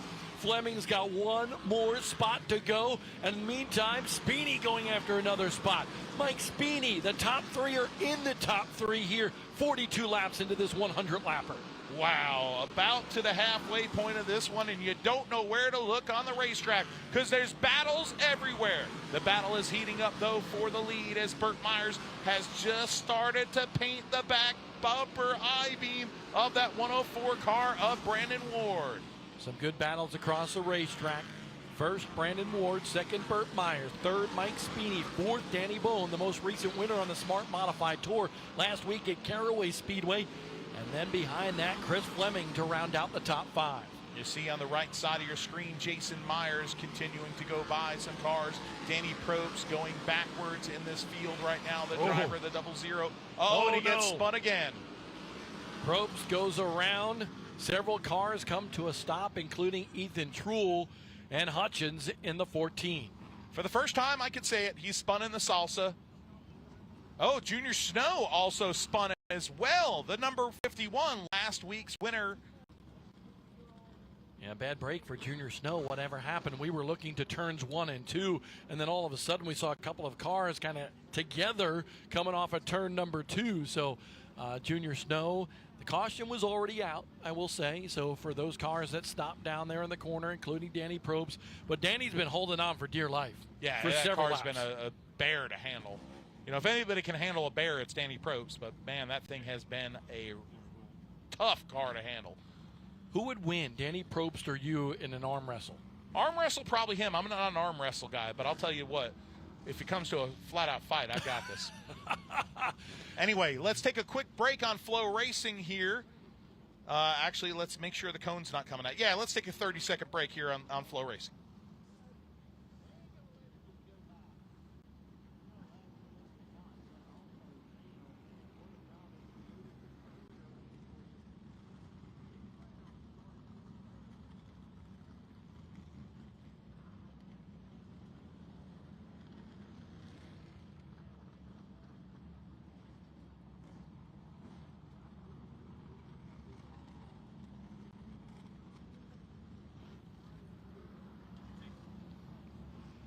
Welcome back to Winston-Salem, North Carolina. Almost near the halfway point in this 100-lap NASCAR modified race at Bowman Gray Stadium. Brandon Ward in control of this one with Burt Myers in second. And third place, Mike Speeney. And the significance of that, that's the top three in the point standings. Brandon Ward, the point leader with 2 wins this year. A couple of wins for Speeney. He's second in points, third in this race. And Burt Myers, despite winning more than any other driver in this division, third in points, second in this race. This one could be pretty interesting with a double points night, and the championship picture could come into focus, or who knows what's going to happen by the end of this one. And you just never know what's going to happen at Bowman Gray. Just like last week in the 125s, Burt Myers finished second in the first one, a dismal 15th in the second one. So you just don't know what's going to happen here. It's the most unpredictable spectacle in all of motorsport right here. What I do know is that Chris Fleming is strong here tonight. Yes. Right now running in that top 5. But right now, Chris Fleming really looking at that $9,000 prize for the Fans Challenge today if he can get at least one more spot. And halfway through this one now. Exactly. You know, to make it up to the 5th position this far into the race is pretty impressive. But, you know, we saw a little bit of a different setup on that 16 car last week. That, you know, not usually squatting down on the right rear as we always love seeing that race car do. I don't know how he could drive it like that. I don't know either, but he's Chris Fleming. He could do about anything, I think. But that car wrapped the bottom better than I've seen it wrap the bottom ever. Okay, and same thing this week. That car is wrapping the bottom really well. They have found something on that number 16 machine. A new setup after all this time for Chris Fleming. Old dogs, you could teach him new tricks, Bob. Sometimes. But Chris Fleming, listen, he knows this place like the back of his hand. And because of this setup, I think you're seeing a lot better performance out of Chris Fleming than you've seen in the early part of the year, honestly. Yeah. It just hasn't been his year. And that's why Chris Fleming is mired back 7th in the point standings. Well, you know, he always says that he doesn't race for points. Well, now this year, he truly doesn't have to even worry about them. I remember that battle a couple of years ago. He was thinking about points. He was thinking about points. Yeah, that was interesting. Burt Myers involved, Brandon Ward involved in that. No surprise right there, but a lot of drama at the end of that championship run. You got to wonder if we're going to see that drama. And just to remind you, 6 nights of racing after this one here tonight at Bowman Gray Stadium, and that's why this double points night is significant. Yes, there's double points for the finale, but at the same time, you expect that. You know that going in. This one can turn the tide on your season.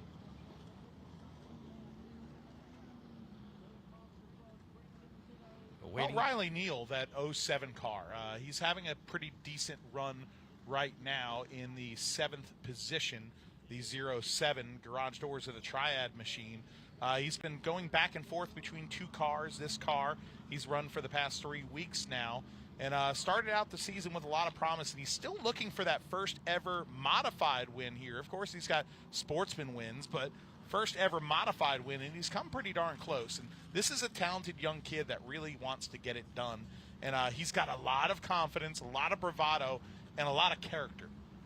He's a fan favorite here at Bowman Gray Stadium as well. Of course, the Neal family has been racing here forever. His dad is always pumped up. His dad now has the same haircut as Riley does, a little, bleach blonde hair as well. So, like you said, they have that charisma. But Riley Neal is going to be a fixture here at Bowman Gray Stadium for a long, long time. And he will certainly win his share of races. But as they come up to the choose cone right now, Burt to the top. You got to think Riley Neal is just races away from grabbing win number 1.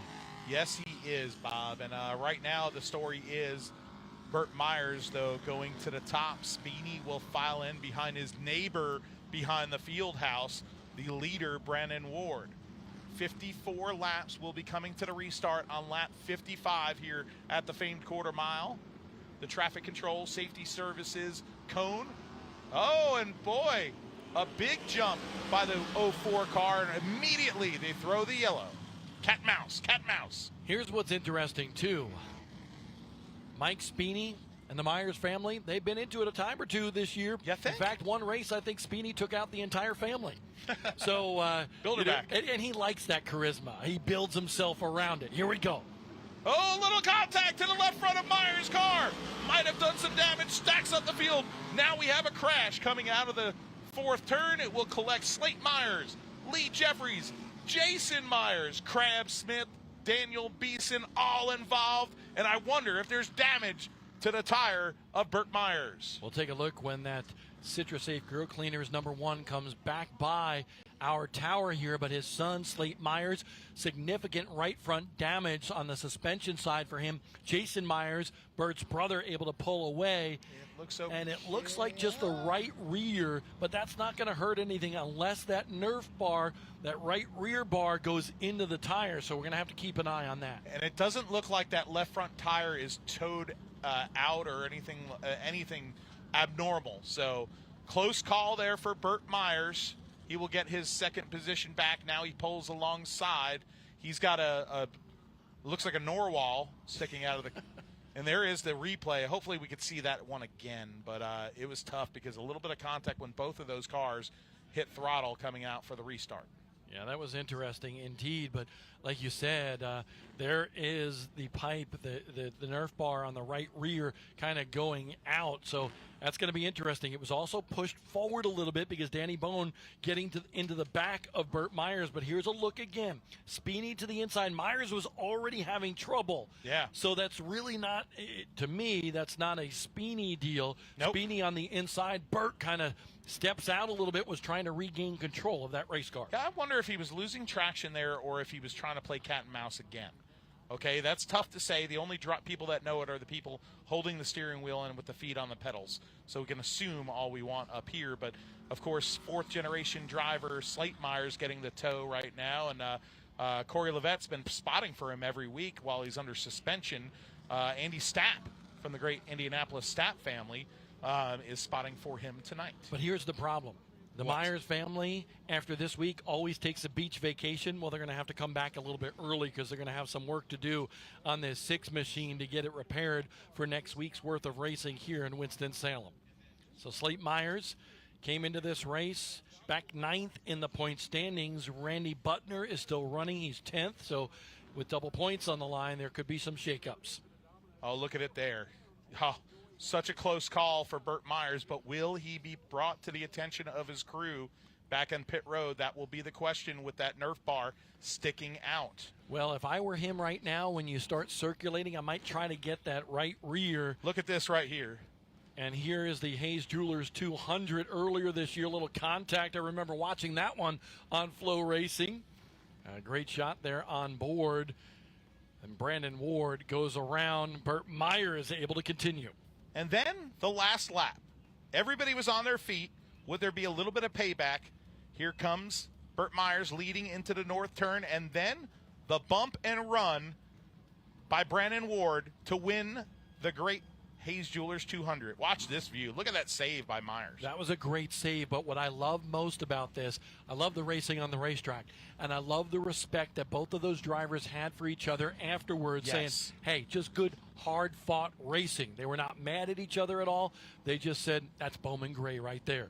Riley Neal in the 07 car. He's trying to get into the top 5 as well, sits just outside of that top 5. They're trying to figure out where everybody's lining up here is what they're doing. Everybody's looks like they're double file right now, even though we need to be single file to the cone.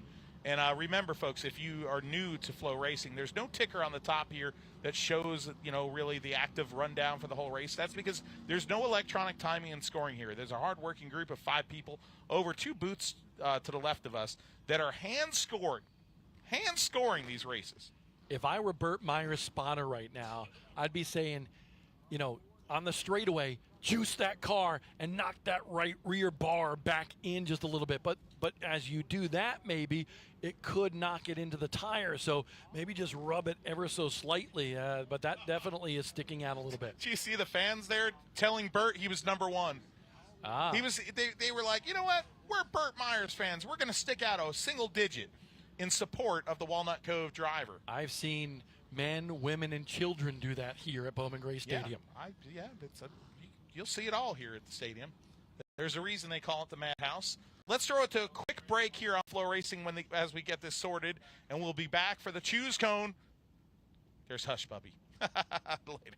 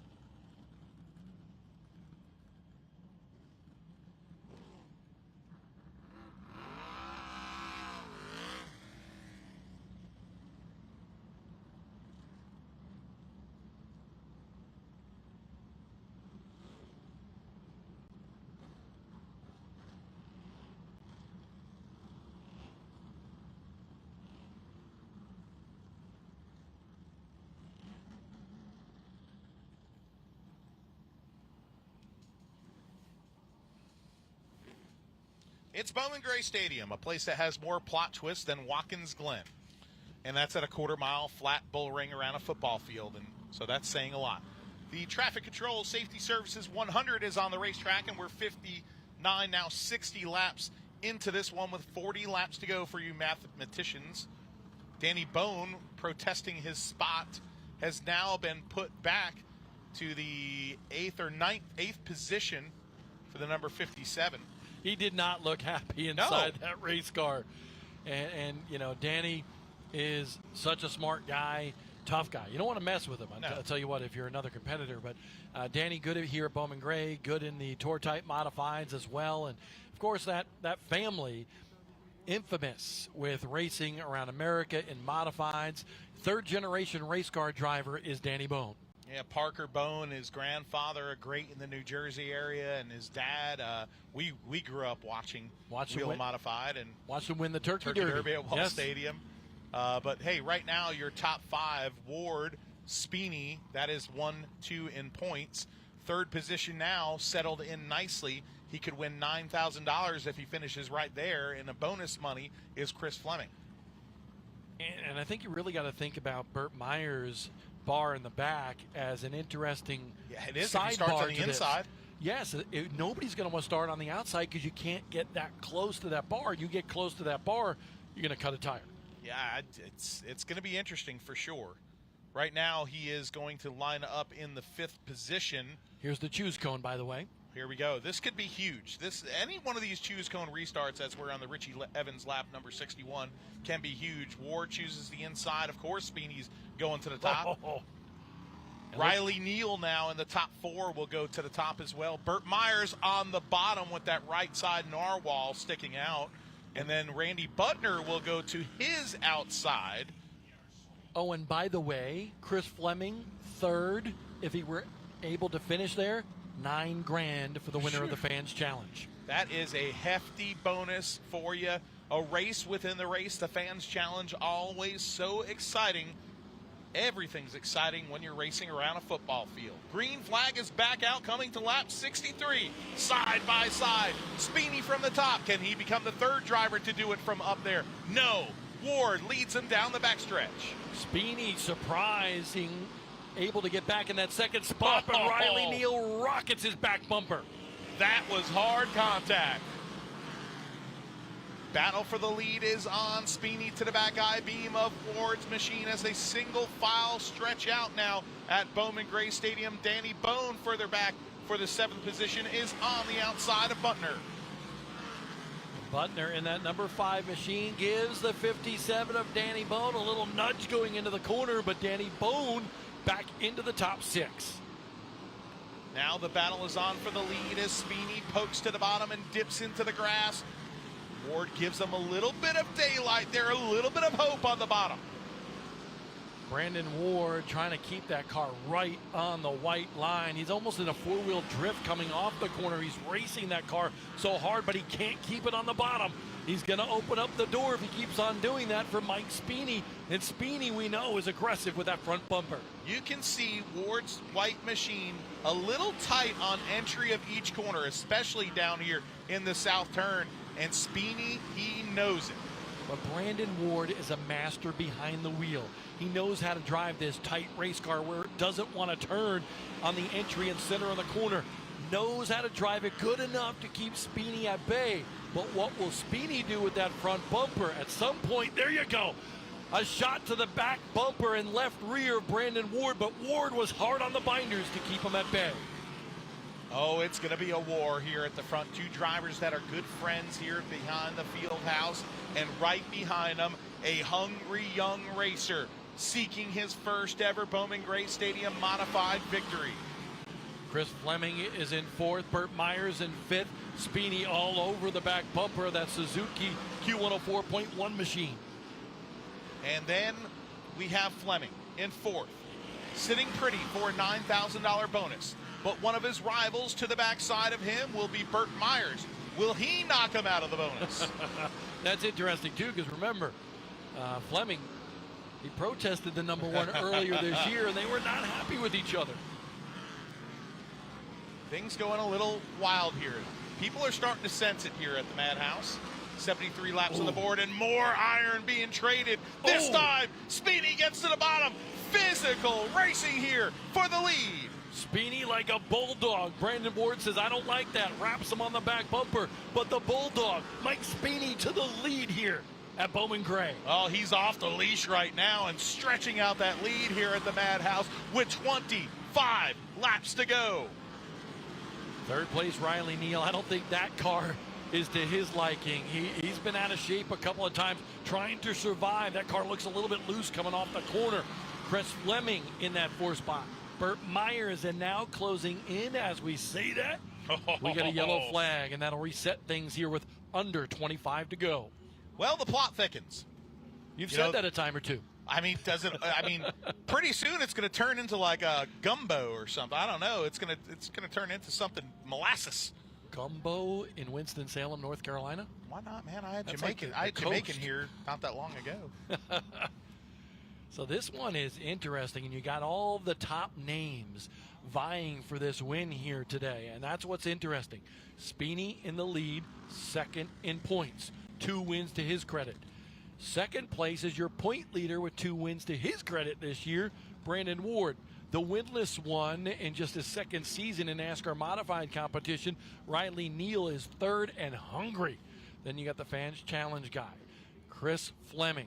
Happy to be in the top 4 because that'll give him $9,000, but he wants the win. Look at that physical pass for the lead.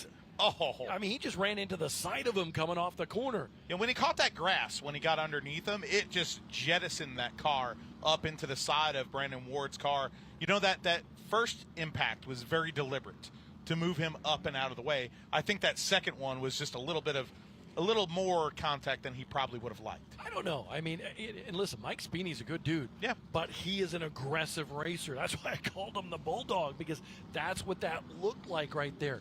And you got to understand and appreciate the driving style that Mike Speedy brings to the game, because this is the Madhouse. It's rough and tumble. And Mike Speedy has been one of the best this year. Here's the choose cone. Speedy to the bottom. Brandon Ward to the top. Fleming goes to the top. Ah.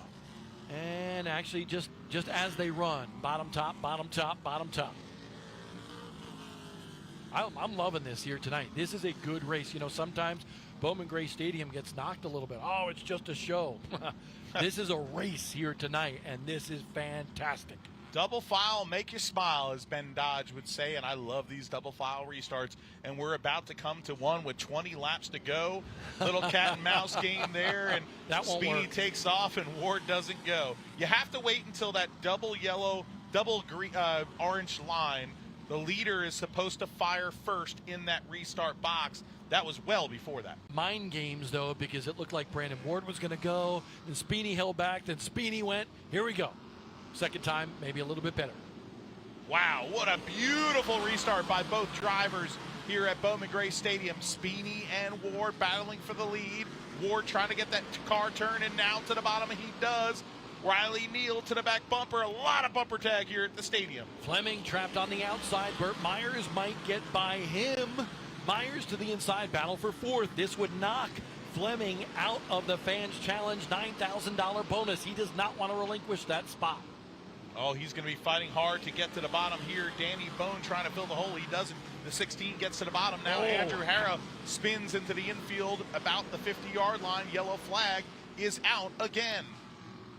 So Hara, who had himself a good run early in this one to the infield there, and that was kind of crazy. Couldn't get that car woed down and finally did right at the last minute. But a good idea to throw that caution flag. And honestly, he didn't pull the Jamie Tomato going across the field and hitting Tom Baldwin. Yeah, I remember that. The Turkey Derby at Wall Stadium in Belmar, New Jersey years ago. We were in the grandstands for that one.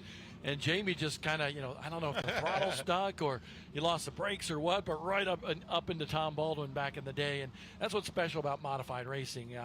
All over the Northeast, down here in the South, everywhere there's tradition, there's memories, and a lot of great race car drivers.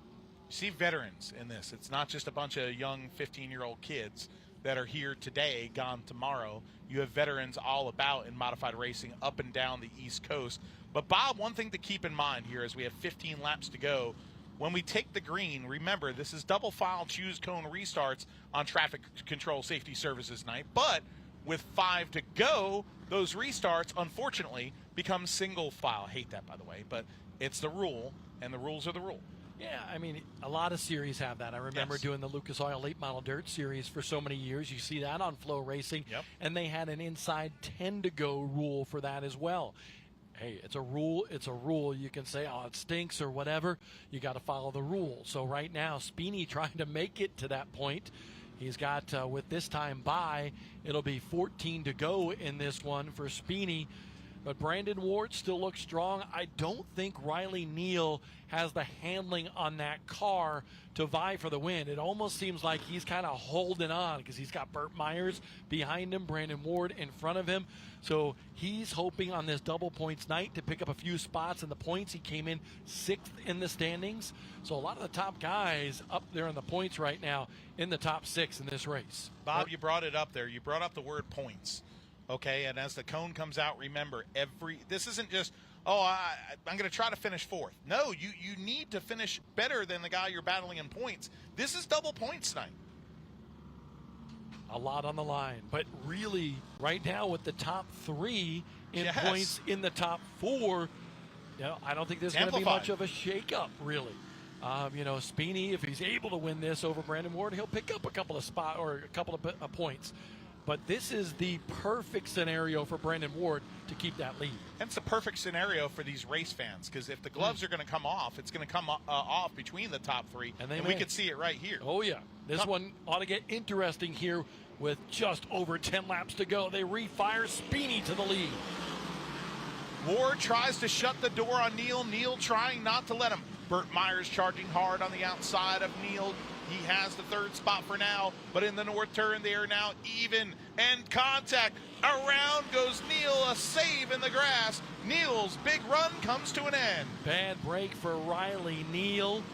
Just a little bit of a mistake there in the corner, some contact as well, and he loses a ton of spots here as we approach now 10 to go in this one. 10 to go, and right now, eyes are also on the 5th position, 4th position battle. Danny Bone right now leading the 16 of Fleming. Fleming wraps the back bumper, trying to get to the bottom. He's racing for a $9,000 bonus and give him the spot into the turn 1. Top 3 are as they run right now. The best race is here. Tim Brown to the inside of the 57 of Danny Bone to make his way into the top 5.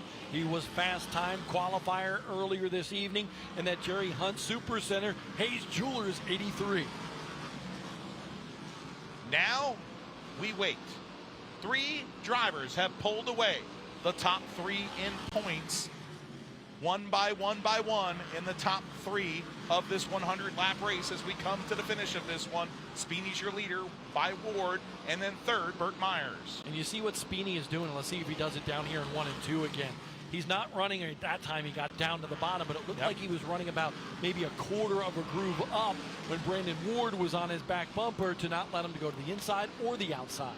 I look for Myers with 5 to go here to make something happen for 2nd position. I think unless there's a caution, Speeny has this one in the bag. Burt Myers, he's got that orange bumper on the front end of his car. You got to listen to the Orange Bumper podcast as well. That's been a good time to hear Burt and all the guests that they've had, as well as Philip on that show. A new podcast this year out of the Burt Myers family. Oh, Andrew Hara almost brings out the caution here in the turn 4 as we're 3 laps to go in this one. Speeny trying to get around the lap machine of Crab Smith. And I'm impressed with Chris Fleming. 4th place. If he's able to hold on for just a couple of laps, he'll be $9,000 richer. That would be a big payday and a big turnaround for a season that has been oh so down south. Here we go. 1 to go. Mike Speeny with the lead over Brandon Ward and Burt Myers. Speeny cruising in this one. Mike Speeny, he was a bulldog. He used the bumper, he used the Nerf bars, he used it all, and the result is a 100-lap win for Mike Speeny. Mike Speeny, 3rd victory of the year. He will remain 2nd place in the points because his closest point rival finished right behind him, Brandon Ward. And third place in points, Burt Myers. Third place in this one, Danny Bone and Chris Fleming. Fleming finished fourth. He wins the $9,000 bonus. Danny Bone finishes fifth. In sixth will be Tim Brown for all of you scoring at home. But now, as Junior Snow sits in the south turn, going by him will be tonight's victor, the QRC HVAC and refrigeration car of Mike Spini. But really, there are two winners here tonight. Actually, three. The three winners are certainly Mike Spini, as he's got the checkered flag, but also Chris Fleming by, grabbing a little bravado and going to the rear of the field and finishing in the top four for that Fans Challenge $9,000 bonus. And then, of course, the fans, because they saw a heck of a race here tonight for 100 laps. Fourth career win for Spini and back-to-back 100-lap wins for Mike Spini. Spini is becoming a bona fide superstar here. We've often thought that he's got the bravado to really stir things up here.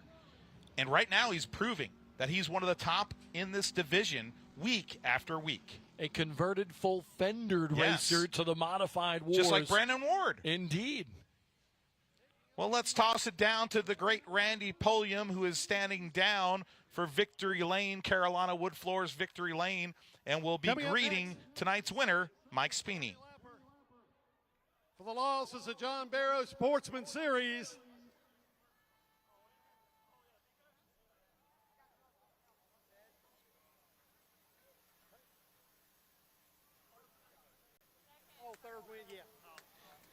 Second 100-lap winner this season, 4 total in his career. Mike Spini, ladies and gentlemen. That felt good. Let's go on over here. Mike, after your first 2 wins in the series were the 25-lap variety, you said a few weeks ago you were glad to get the 100-lapper. Well, welcome to your second win in the 100-lapper. Congratulations, Mike. Thank you. I appreciate it. It was a lot of fun to drive tonight. I was having a lot of fun driving with Brandon. He's a good buddy of mine. But this is awesome. I'm really excited for QRC. 3 wins this year. My son's here tonight. It's an awesome night. Well, let me ask you, Chris and I alluded to it earlier in the race. I understand you had some problems earlier today in practice. Is that correct? Yeah, we popped the seal on the transmission, but Buzzy rear ends and Tom Buzzy got me fixed up and back in the car in plenty of time. Well, I know you couldn't do this without your sponsors. Give them a shout out. Mike Spini congratulates his team down in Victory Lane, and he wins. A little fight going on down there. It looks like it was Junior Snow, I believe, involved with something. We saw Junior Snow's car spun in turns 1 and 2, and apparently there was something that happened on the racetrack that caused a little post-race fiasco in the pit area, if you will, and it looked like it was around maybe the Randy Butner team. You see the Lee Jeffries car there as well. Hard to tell exactly, but we do know Junior Snow was around in turns 1 and 2. We'll take a break here on Flow Racing and come back with the second of the Twin 20s for the Sportsman class. It's time now for the second 20-lapper for the loss is the John Barrow Sportsman Series. Here's how they'll line up after the Elite Underground Utility Madhouse Scramble redraw. Starting 15th from Elkin is the 01 of Marty Wellman. Rolling off 14th is the number 15 of T. Dawson. Starting 13th in the 88 is Chris Taylor. Rolling off 12th, the number 63 is Terry Smith. Starting 11th is the 40 of Taylor Lewis. Rolling off 10th, he was the winner of the first 20-lapper. It's the number 38 of Mitch Gale. Starting 9th, out of Wahlberg is the number 31 of Chase Robertson. Rolling off 8th from Lexington is the car number 55 of Zach Orr. Men's grade in car number 28 will roll off 7th. Starting 6th from Winston-Salem is the 03 of Sterling Clemens. Starting 5th out of King is the number 12 of Justin Taylor. Starting 4th from Winston-Salem is the car number 8 of Kyler Kepley.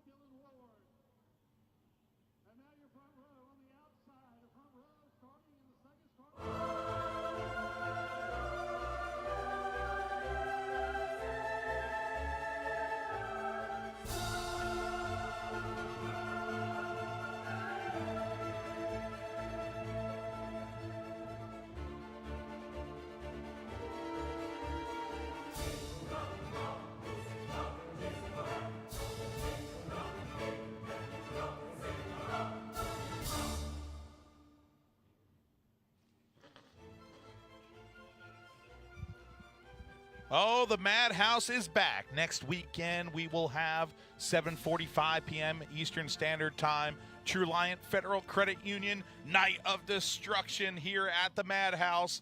We'll see all the great divisions here at Bowman Gray, and then we will have a Night of Destruction as well. Tensions rising in the pits. I see Jason Myers there. I see Riley Neal. It is heated up right now in the field house area. There is Burt Myers waving his hand. The Neal camp and the Myers camp have been at a war of words recently. And Burt Myers is trying to shoo everybody away. And the general rule of thumb is don't come to my pit area and start something. And right now you can see those teams intermingled a little bit. Riley Neal's mom is very animated back there right now. Riley Neal walking away. So definitely a lot of drama after the NASCAR Modified Division. She's going back in for more. and by the way, there was a lot of drama and some things in the pit area after the first Sportsman race as well. Well, let's give you the starting lineup. Starting on the pole in the Salmon River Maple Products machine. It's the furnace A.J. Burness to the outside.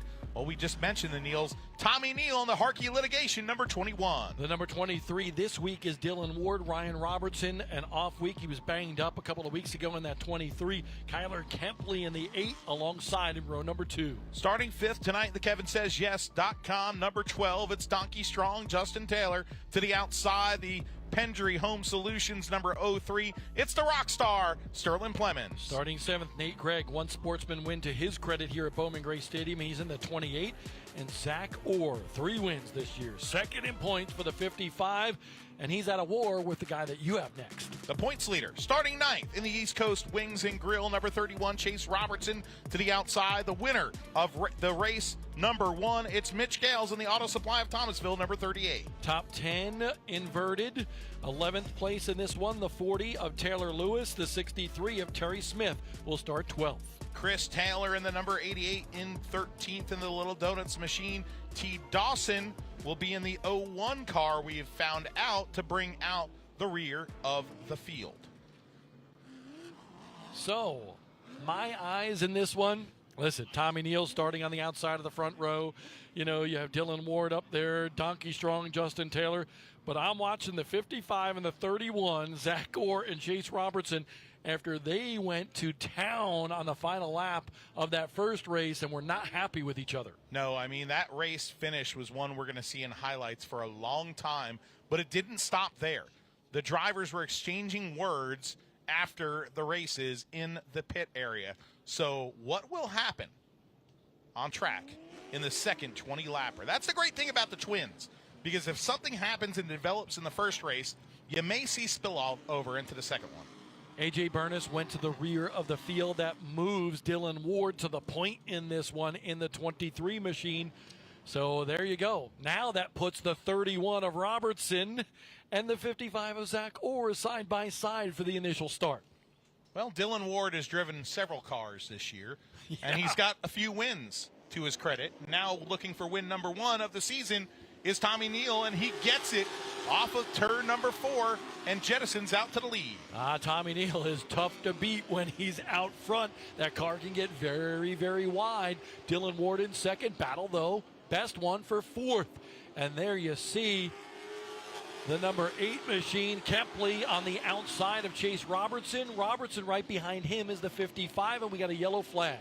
I'll tell you what, the dog really hanging it tough there on the outside. Good job by Kempley, who's had a lot of, bad luck bites. You know, the Bark Buddies is on the car, so that's a little bite reference. He's had some bad luck biting him last few weeks. Yeah, I've seen that car banged up, battered, and bruised more often than That's not a lot of this bees. year. Absolutely, a little alliteration for you. Oh, you see the Marty Wilmoth machine right there. T. Dawson. T. Dawson is in. That car is not up to speed. It looked like something. It looked almost like the right front was kind of wobbling and shaking there when we came to the green. But there's not a scratch on that car. No. That's odd to see at Bowman Gray Stadium. Marty's a guy that's competed for a long time here at Bowman Gray, and he's competed in the the support divisions. Oh, you see some overheating there.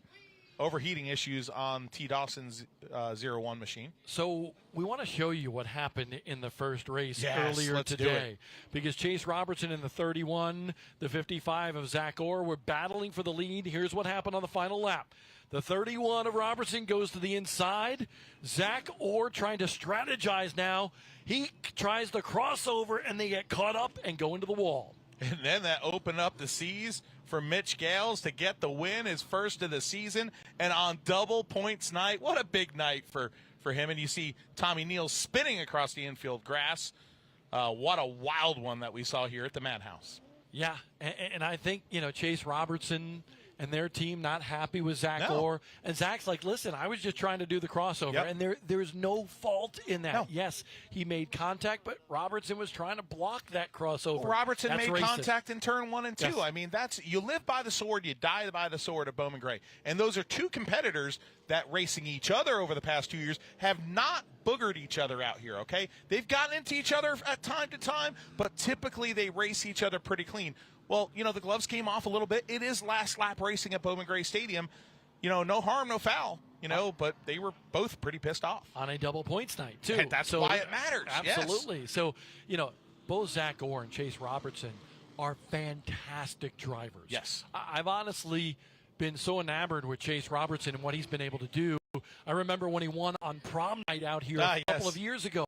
The kid is just flat out good, loves the sportsman class. And I don't know if he'll always be in this. I'd love to see him in a modified sometime because Chase Robertson has a lot of talent, but Zach Orr has got that vigor. 1 lap to go before we go green flag. Those are two of the best drivers, not just in the sportsman class, but in all of Bowman Gray Stadium. Yeah, Zach Orr has really been amazing to watch here. And Robertson, I could see him racing in the late model stock car ranks because he's very smooth. And it's tough to get around here fast, but do it smooth and clean. He was supposed to do some at some point this year, I believe. That was the thought. Yeah. Well, here we go. Back to green. We only have 2 laps down on this one, Bob. And at the lead is the Tiger, Tommy Neal. Dylan Ward to the backside. He built that race car, the number 23. Can he get it by Neal?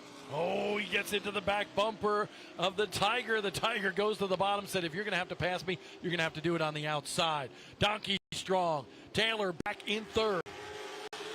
This is going to get interesting. As we look further back in the field, Zach Orr makes up 1 spot, and now he's trying to the bottom of the 03 of Sterling Plemons as things stretch out towards the front of the field, but now Ward closes in on the front stretch. And the points are an interesting situation on these twin feature nights, too, because it's combined finishes that award your points for the evening.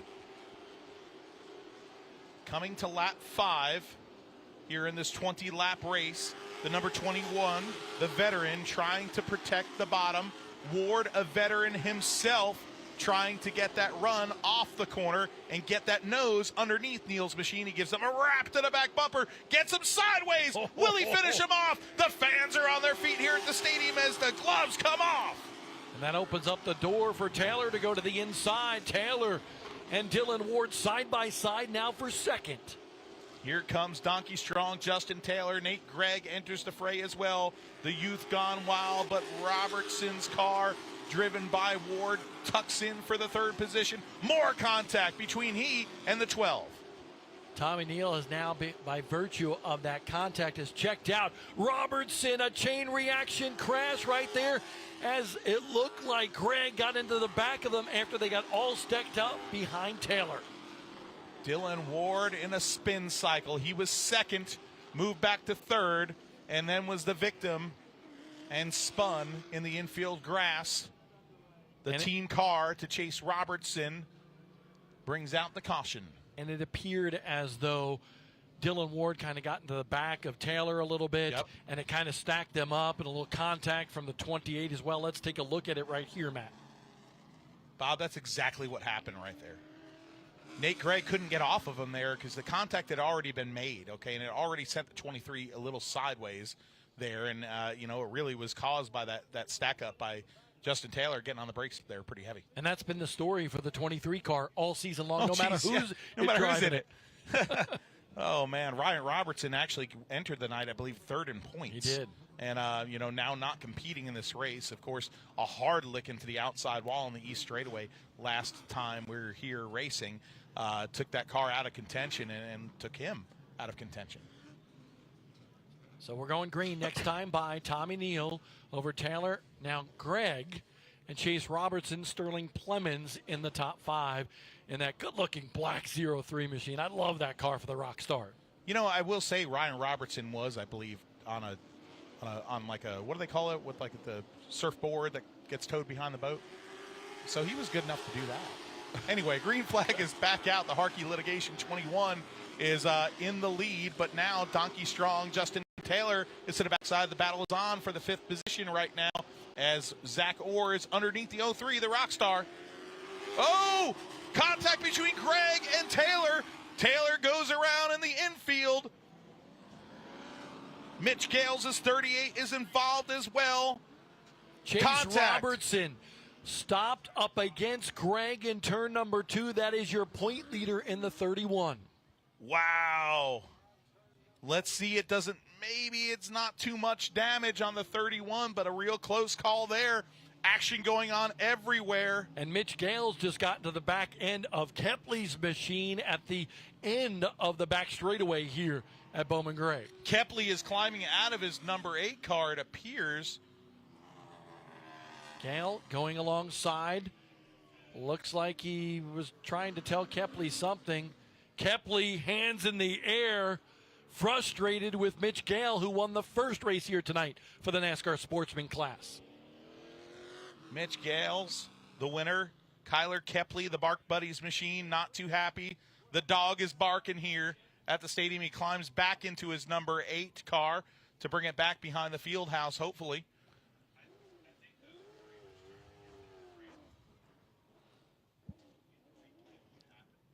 Wow. You don't know which way to look here at Bowman Gray. Action all over the place, even after the caution. Sterling Plemons has got a lot of damage on the left side of that machine. Looks like maybe the door skin kind of ripped off that. Either that or it's a body panel from another race car. Let's look at this. You see Nate Gregg right there get into the back of the 12 car, and, he was throttled up at that point and sent the 12 spinning. And you might say Nate Gregg caused that. Well, you know what? If he stopped at that point, somebody's going to just rock him from behind. Run him over. And then a big pileup happens. So this is just a little bit of Bowman Gray. And right now, unfortunately. Look at that. That's somebody else's car, Bob. Is that Zach Orr's? Yeah, I think it is. I think it is. Look Indeed. at this. We got the replay right here of what happened. A little bit of contact there. And it might have been. There you see maybe a little contact between Gales as well as it's Kepley. not Orr's. I think it's the Chase Robertson car. Okay. The Chase Robertson car right there. You see it. Yep.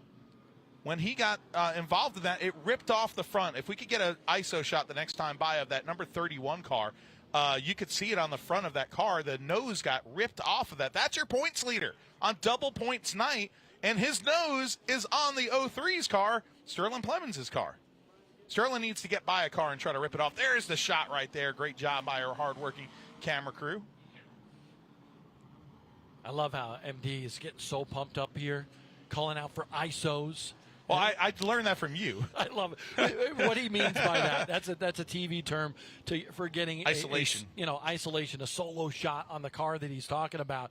And I love, honestly, in my garage, when I'm not at a race and I am not able to come to Bowman Gray, just listening to James and listening to Matthew call these races out here because, both of those guys love Bowman Gray Stadium so much. Just a little. Hey, your nephew, my son, is sitting back here in a He's hoodie. Been so good, by the way. He's been so good. He loves coming to Bowman Gray Stadium. Charlie Curry, the great stadium stock driver, 34 wins, gave him a old school Bowman Gray Victory Lane hat. He's in seventh heaven, and his mother's going to kill me because it's like hat number 252. But Hudson, come here. Tell everybody what your middle name is. Gray. Gray. I don't know why. Because I guess we like the color gray, right? Nothing to do with Bowman Gray, right? And I've been trying to get him sugared up on these little donuts all night, but he's refused them every time. He's not, like, lately he's become less of a little donut fan. I'm not. I'm a big fan. I'll just take your little donuts, buddy.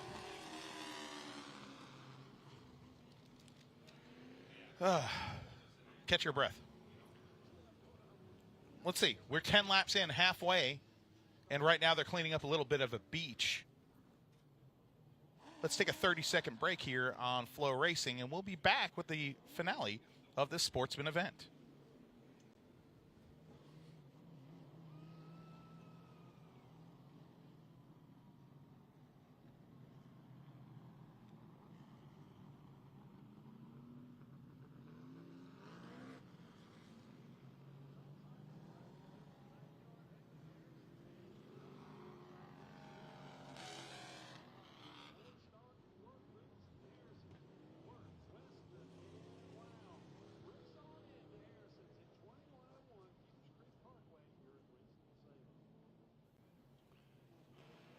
Halfway through the second of the Twin 20 features for the NASCAR Sportsman class at Bowman Gray Stadium. Tommy Neal is your leader. Chase Robertson, the point leader, coming into this race with his wins this year in that 31 car, missing part of his nose piece, the 55 of Zach Orr, a couple of spots behind him. That's first and second in the points. And tonight is a double points night here at Bowman Gray. Well, double points, this is one of the biggest nights of the year, but we got a lot of big ones coming up. Sportsman 100, Night of Destruction. My kid, we're going away for a family reunion. He's so upset because he loves that night. Twin 50s for the Bonafides towards the end of the season is one of my favorites. And, of course, we don't have it listed on there, but the finale here. The finale here for the championship, Bob, is unlike any finale in all of motorsports because it is a double point finale. And Bowman Gray is such a fixture, not only in the state of North Carolina, but all over America as well. But think about what you get to see if you come to North Carolina. Places like Bowman Gray, Carteret County Speedway near the coast. That is one of the most unique racetracks in all of America. Some great dirt racing action midweek at Millbridge Speedway in Salisbury, North Carolina. Hickory, Tri-County, some incredible tracks, yes. Absolutely. Just so much wonderful racing here in the state of North Carolina. Greg is pulling into the infield and maybe going back to the pit area. That was your second place car in the number 28. Oh, he is going back to the pit area, Bob. He felt something awry as we were about to come back to green. The single stick is pointed in the air that we are going back to green. Greg has pulled his 28 from the second position behind the field house to remedy that machine. Now that moves Robertson up to P2. What will Zach Orr do? The 55 rides fourth. Green flag is back out, and Tommy Neal still holding the point on this one. Well, where have we seen this before, Bob? Tommy Neal leading the race. Chase Robertson in second. That was the grand photo finish of the opener last year. These two cars have been up front so much in this division.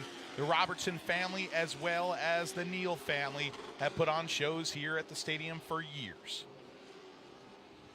So you see that third place running car, the 03 of Sterling Plemons, still with the nose piece of the car that runs in front of him on the left side of that car. There was no black flag for some bars sticking out on Burt Meyer's machine right now. Certainly that car still running strong inside the top three. Zach Orr in the fourth position. He wants to get around Plemons. He needs to get around Chase Robertson to try to claw his way back front in this championship battle. But right now at the point, Tommy Neal, he wants to hang on. He hasn't visited Victory Lane since last year, and he's getting a little bit loose coming out of turn number 2. Now the Rockstar gives a gentle little nudge to the 31 of Chase Robertson. Neal leads it. 5 laps to go in this one. Robertson rolling the center of that corner. Here he comes. Daylight to the bottom. Will he take it? Will the 21 give it to him? Oh, a little shot in the back bumper. All three locked into battle now with just 4 laps to go in this one. Zach Orr's hood is blowing up. Zach Orr's hood is blowing up. It is moving up with the wind. Hood pins are off of that machine, only being held on by about 2 or 3 maybe. Coming around to 2 laps to go, or is in the 4th position, trying to hang on. The battle is up front as we come to lap 18. You got to wonder if something is going to happen here with 2 laps to go. Everybody hungry for victory. Tommy Neal, so savvy, does that veteran move, slowing down off the corner to prevent the bump from maneuvering his car where he doesn't want it. The white flag is out. Here we go. One more trip around the fence. No! Trouble in turn 2. Yellow flag is out, and it almost stacks up the leaders, and it does. Robertson is in the wall. The 03 of Clemens as well moves Zach Orr up to 2nd.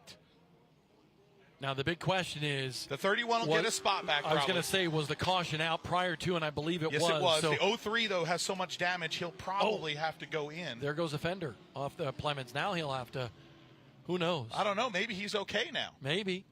Yeah, he might be. He's still got that nose piece on the left side hanging from his car. So those drivers might all get their spots back here. This is unbelievable. And that is because the caution was already displayed. Oh, a little bit of drama here between Taylor and the 8 car of Kyler Kepley in turn number 1. Chris Taylor not happy with the Bark Buddies number 8. Donuts and dogs, not mixing here. It's getting a little crazy. I mean, you know, it's like Randy Pulliam always says. That's why they call it the Madhouse. And there's that front nose piece off the 31. There's his right front fender from the 03 of Sterling Clemens. There's a collection. We're taking a collection. He's racing like a rock star here tonight, but not in the way that is good for his race car. I'd say it's less like Mondays in London. I think it's more like Pantera. Okay, you know, tonight. Okay, let's go. Maybe Slayer, some speed, some thrash.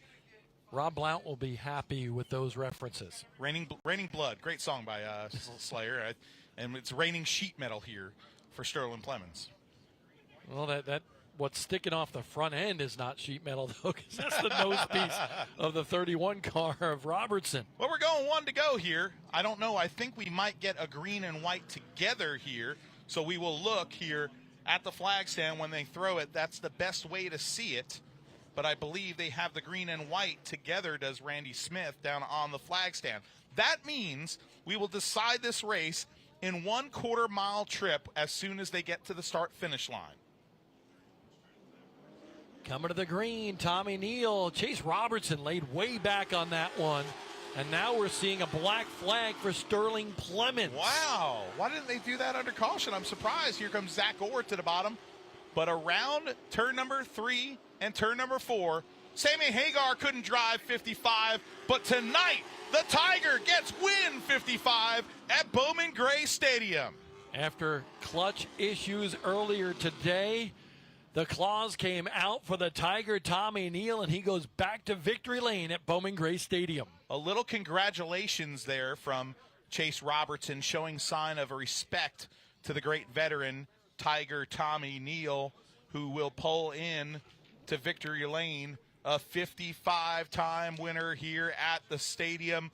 Interesting turn of events with the sheet metal flying and flapping all over the 03. He gets black flag, presumably, on that last lap.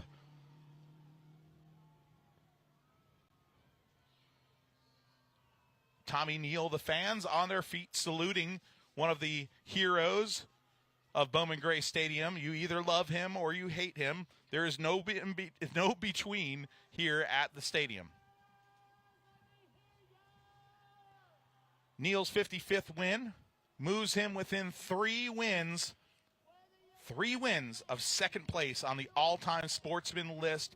3 wins behind Ronnie Clifton. Of course, Jimmy Johnson, the sportsman king, with 98 victories in this division. What a day it has been for Tommy Neal. As we mentioned, clutch problems earlier. That team scrambled, scurried, got that car fixed up for battle here tonight. He wound up on the infield at the end of the first of the Twin 20s here tonight. And in the second one, he grabs that checkered flag. Well, this victory lane's going to be a popular one for Freddie Kraft's favorite driver at Bowman Gray Stadium.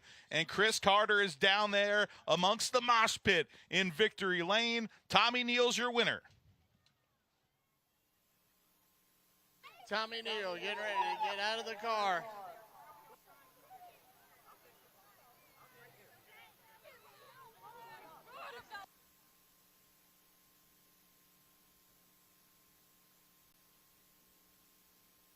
Multiple times sportsman champion. They call him the Tiger. Here he comes. Let's make some noise.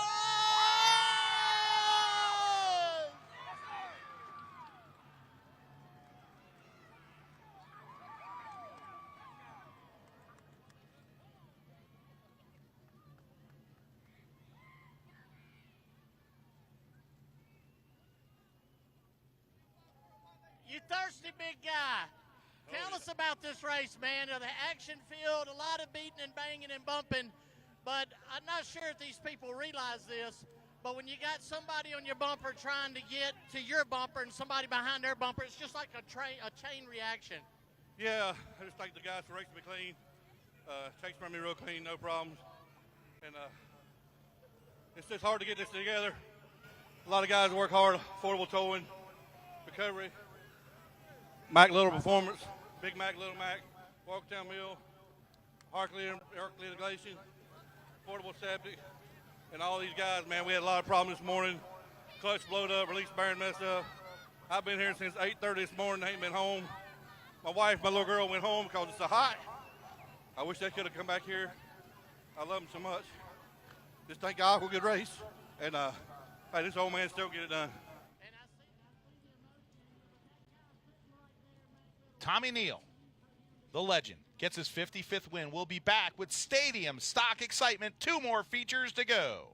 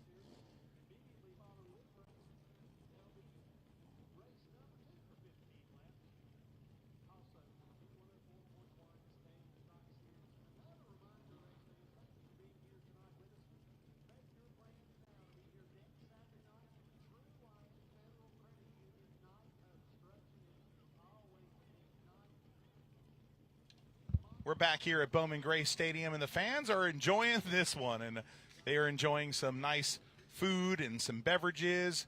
I think that's the beer garden. Yeah, the beer garden. There's a lot of enjoying going down there. That's the only section where you could drink at Bowman Gray. The rest of it's very family friendly. The whole thing is, folks. But let's get you set up for Stadium Stock race number 1, which is the B class right now, starting on the pole in this one, the dispensary number 11, usually driven by Sydney Sanders. Tonight, Steven Sanders will drive it. On the outside of the front row will be the Get It Clean, number 20, P. Mullen. It's Patrick Mullen. On the inside of that second row, Dakota Meller and the number 12 of Tyler Rose alongside will start 4th. Starting in the 5th position in the S&P Lemonade 95, Ka-chow. That's right. It's Lightning McQueen there. It's Levi Holt. And to the outside, the Jeff Adams grading number 46, it's Colton Brown. Starting 7th, the 83, and that's a good-looking race car, by the way, as well. Michael Cates, and then Frankenstein. 25 of the Gorilla, the 25 of Matt Goodwin. Oh, Cody Harrington in the 58. The Greasebug Machine starts in 9th. In 10th, the 33 of David Rose. Zach Taylor in the 88 will start 11th, 51 of Andrew Cates in that 51 car. Love that number. Starting 13th tonight, the Moxville Tire 01. Welcome back, Joel Stewart. And starting in the rear of the field in the Stacking Pennies number 15, it's Andre Chavez. Stacking Pennies, that's a pretty good podcast. It is, man. Old Corey LaJoy does it well. You know, he's got those tight shirts for the, I was teasing him about it at the Chicago street course. I was like, man, I feel like did you work out and like get buff or something, like lift some weights? Like you got to sit next to Carl Edwards. You got to like flex some weights right before you go on air. So anyway, Zach Taylor, you mentioned, you know, the person that personally, he's starting tonight in 11th in the number 88, and he personally brought us up Little Donuts before. They're almost gone. They are? Yeah. Moment of silence for the bucket of donuts. Well, there's about 6 left. Okay, not yet. They may not be making it to the end of What about your lemonade? Broadcast. The classic lemonade. It's very good. It's very good. I like they have Bowman. Go. They have Bowman Grape as a flavor. Yeah, that's neat. That's a pretty cool one. You're taking another donut? Okay. You got to love these machines, these 4-cylinder cars around this racetrack, and you have enough of them to make 2 different features. The next feature that we'll see will feature the top points guys in the stadium stocks, and then this is the bottom side and the comers and goers that don't compete sometimes on a regular basis here. But we are 1 lap until we go green here with stadium stock race number 1. I'd look to see if Dakota Meller can stand out tonight, but really, Bob, who I'm looking at is the driver starting in 5th tonight, Levi Holt, in that Lightning McQueen white number 95. That car has a lot of speed but hasn't shown it in the results. Patrick Mullen, he's going to win this one from the outside of the front row. Well, the Gorilla goes to the pit area to get a banana, and the green flag is out. Sanders leading P. Mullen side by side through the south turn. And we've known Patrick Mullen for a long time modified crew member from up north and now down south here. He's in 2nd. Sanders all alone hoping to gain his 8th career win in the stadium stock division. The number 20 on the backside of that number 11. He worked as a tire guy, for Denny Hamlin for years, Joe Gibbs Racing, and now he works his tires to the bottom and gets the lead off the north turn. Patrick Mullen to the top of the heap here in the stadium stock feature. Whoa, threading the needle, buddy, threading the needle comes Levi Holt, the little car that could. Here it comes to the 2nd position on the bottom. Ka-chow goes Lightning McQueen into 2nd here at Bowman Gray Stadium. I think Hudson likes that one back there in the booth. All the kids here love Lightning McQueen. Now Patrick Mullen stretches his legs at the front of this field. 15-lap race for the Buzz Bombers here. And right now coming to lap 4 on the scoreboard. And I'm looking at this black flag. I believe it's Chavez that's gotten that. Oh, man, he got up into the turn 4 wall on a couple of different occasions up there, but he gets the black flag here. The 12 also, we got stuff going on all over the racetrack. And that's Tyler Rose, who had some difficulty in that black number 12. Well, now Dakota Meller is battling for the 3rd position. The black and green number 86 having his best run of the season as he moves up into the 3rd position. Yeah, Meller with a bold move to the inside of the 11 around this racetrack, but all alone up front, it's Patrick Mullen. And then 2nd place is the 95 of Levi Holt, and Holt is catching Mullen. Yeah, the leaders right now. There's Peanut. No, that's not Peanut Baker's car. That's Zach Taylor's car. What am I thinking? The number 88 car. But the battle is going to be on for the lead here in a few laps. Pete Mullen had about a country mile behind him. And now, casting out his rod and reel, is the little car that could. Levi Holtz, number 95, is closing in on your leader. You see the gap there on Flow Racing. Oh, we've got one. Oh, big wreck there. Colton Brown spins. And Frankenstein, Mike Cates, piles into him, coming out of turn number 4. Nowhere to go for Cates, and the beer garden watches the carnage. The roof hatch comes up. Yeah, Cates is coming out the top, and Dale Jr. is probably saying, well, that's it. I know he crashed, but he's cheating. Because if you come out of the roof flap, you're cheating. I mean, that sounded more like Burt Myers than Dale. I've never known it did, yeah. You didn't do a good Dale Earnhardt Jr. impersonation. I mean, you think I would be able to. You might, but maybe not. Anyway, I've never seen a roof hatch on a mini stock. Oh, well, why not? You see everything at Bowman Gray Stadium. That's true. We call that car Frankenstein because it's a beloved car. Mike Cates right there in that car. He works on the track crew here, and his sons built him that car for Father's Day last year. And that car is pieced together, especially the body, from about 3 or 4 different race cars. Let's take a look right here. Colton Brown gets loose, spins out, and now watch Cates. He's boom. Oh, that is and that was a hard hit to the wall after it. That is not good at all because that hit right on that left rear. They're going to have some work to do to that race car to get it back here next week. By the way, I just observed something here. We keep on talking about second place, and it is right there, actually. Oh, and he's stuck in the wall there. Yeah, he couldn't turn that car anymore. And it's a tight squeeze right now. Chavez trying to go out there as well. Tell you what, we'll take a quick break here in Winston-Salem, North Carolina, and come back with the conclusion of this one here at Bowman Gray Stadium.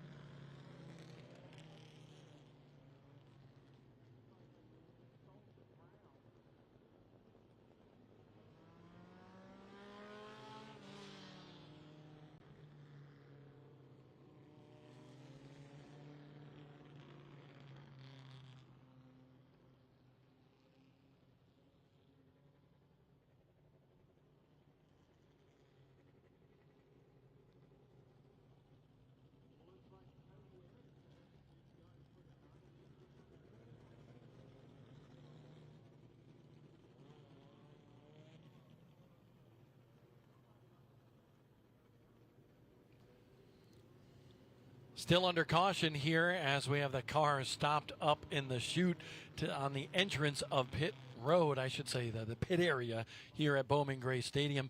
Patrick Mullen leading this one. And the interesting thing that I see here is second and third. We mentioned right now, second place running the 95 of Levi Holt has that Lightning McQueen scheme on the side of his race car. Well, Third place is the 83 of Michael Cates. Excuse me, I apologize. It's the 86 car around this racetrack. Dakota Miller. And that is the 86, I believe, of Chick Hicks. Got the green numbers, so we have Lightning McQueen and Chick Hicks running on your second screen and third. right there? That's right. Hudson, did you realize this? Kachinga is Chick Hicks, right? Yeah. And Kachow is Lightning McQueen. So Lightning McQueen leads Miller's Chick Hicks car. That's right. I like this. Thank God that new guy is not in here. What was his name? The one I didn't like. Oh, Jackson Storm. Jackson Storm can. He's probably running a sportsman car. He's too much of a snob to run in the stadium. Nah, he's probably running some Formula V race someplace or something like that. Yeah, I'd say Formula. Yeah. or some electric car somewhere. Listen, you can call us dads right now for saying that, but the Cars, my kid's here. He loves that stuff, man. The Cars movies are among the best movies of our generation. Just so much effort and entertainment went into those movies. Sure did. Let's take a quick break because we've got a stack up in the pit exit chute, and we'll take another quick break on Flow Racing, and we'll be back.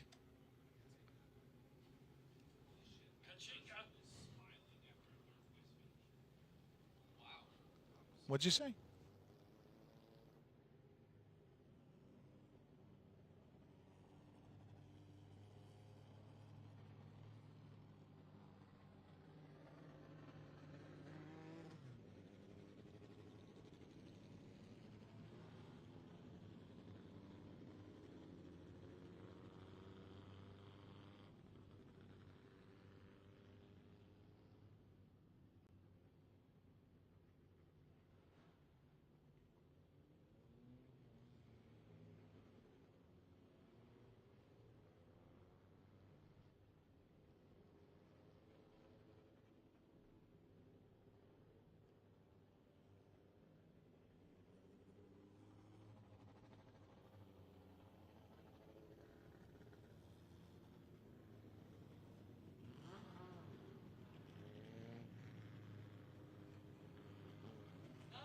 We have a development. Folks, we're back on Flow Racing. We have a development. Jackson Storm is leading this event, the number 20. Jackson Storm, that would be P. Mullen, driving the Jackson Storm car. In second place, Levi Holt in the Lightning McQueen car. And in third, Chick Hicks with Dakota Miller at the helm. Listen, never count out Lightning McQueen. That's all I have to say as we go back to green here with the stadium stocks. He's all over the bumper, and he gets into the back of him. Around goes Mullen. The 95 goes to the lead. Levi Holt to the front. Here comes Zach Taylor. Shot out of a cannon. Shot out of a donut hole. Wow. That was some racing right there as Levi Holt and Patrick Mullen made some contact. The caution comes out.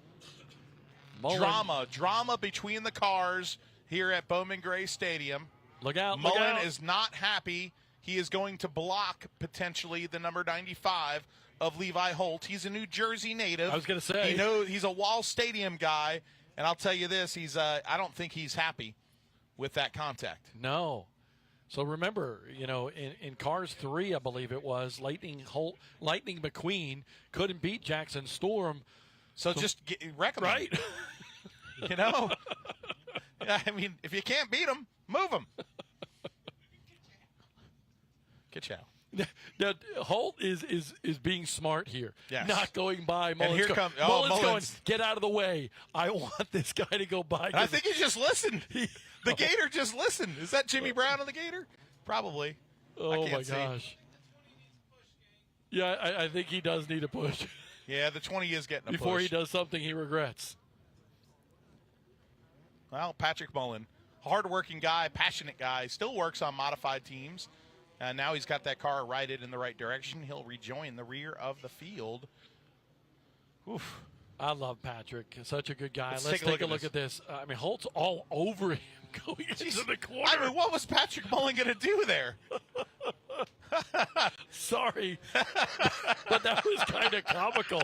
Hey, let's just push him in the corner. I got my brother all choked up here. Oh, sorry that I dogged on you, Patrick Jackson Storm. Well, Storm was so good in that movie, he can come from the back of the field. And Oh, he did, yeah. yeah. I mean, we've got we've got 10 laps on the board. We got 5 to go. That's going to be a little tough. Well, that could be long. Well, there is a time limit in this race, but I think they paused it with the say. Long Island Expressway traffic jam and pit exit. No, that was the Garden State Parkway right there. Are you saying that because Patrick Mullen was leading? That's right. What exit is he from? Anyway, Levi Holt. You're going to get a text from Jimmy Blewett. And by the way, what, the exit joke? It's a classic. Austin Beers winning up in upstate New York, Lancaster tonight with the NASCAR Wheel of Modified Tour. Wow, of course you could see that. All the Wheel of Modified Tour action live on Flow Racing. So now it's a classic battle between Holt and Mellor. And you got Lightning McQueen and Chick Hicks, like the first movie. Yeah, and then we've got the 11 car and then the donut machine of Zach Taylor, his best run ever in his short Bowman Gray tenure. Green flag, back out.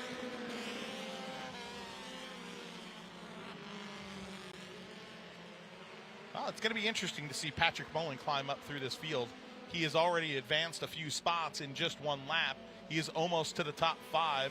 Holt stretches out the lead, and Patrick Mullen gets into the back of Cates' machine and drives the Keisinger lawn care machine into the lawn.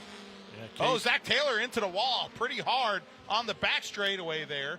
Zach Taylor is all over this racetrack, and so is Mullen now a little bit sideways, and that's going to allow the 51 to pull alongside of Cates. I think Mullen was trying to set a track record that lap, and he just couldn't hang on.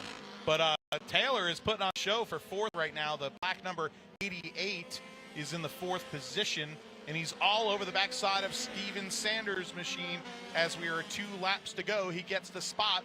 Give him 3rd position to the Little Donuts car. The 88 is a humming, but we're coming to 1 lap to go. And out front, it's all the 95 car here at Bowman Gray Stadium. Having himself a good old run is Levi Holt. Ka-chow. The little car that could is now a winner.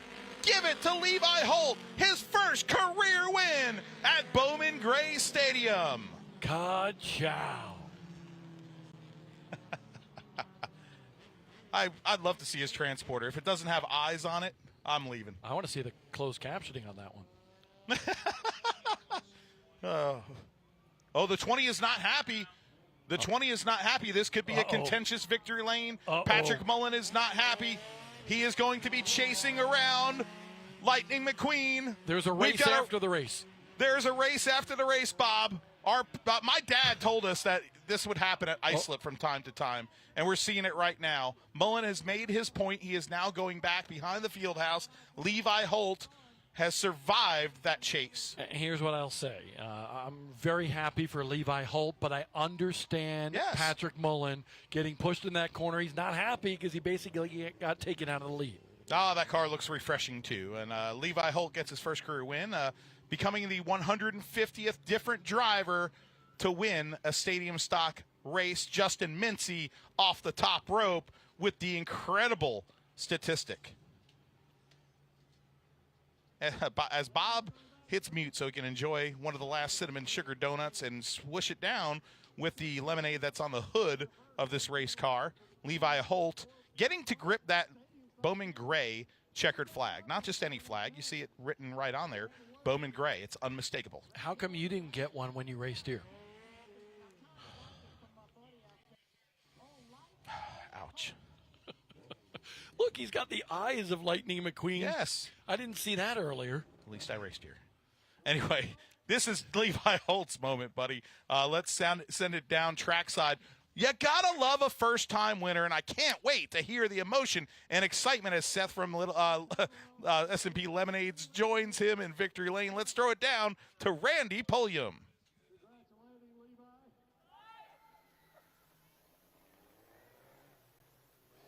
Levi Holt, race fans.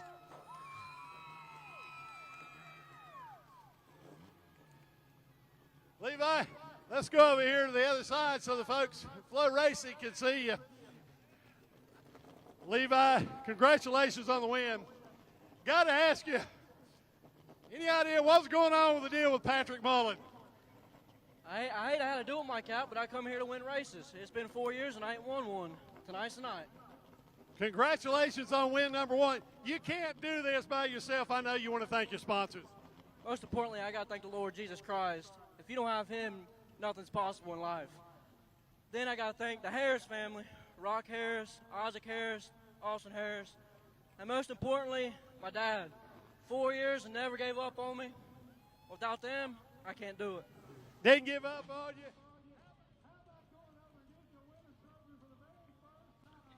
All right, let's take a quick break as Levi Holt celebrates. Stadium Stock Race number 2 is next.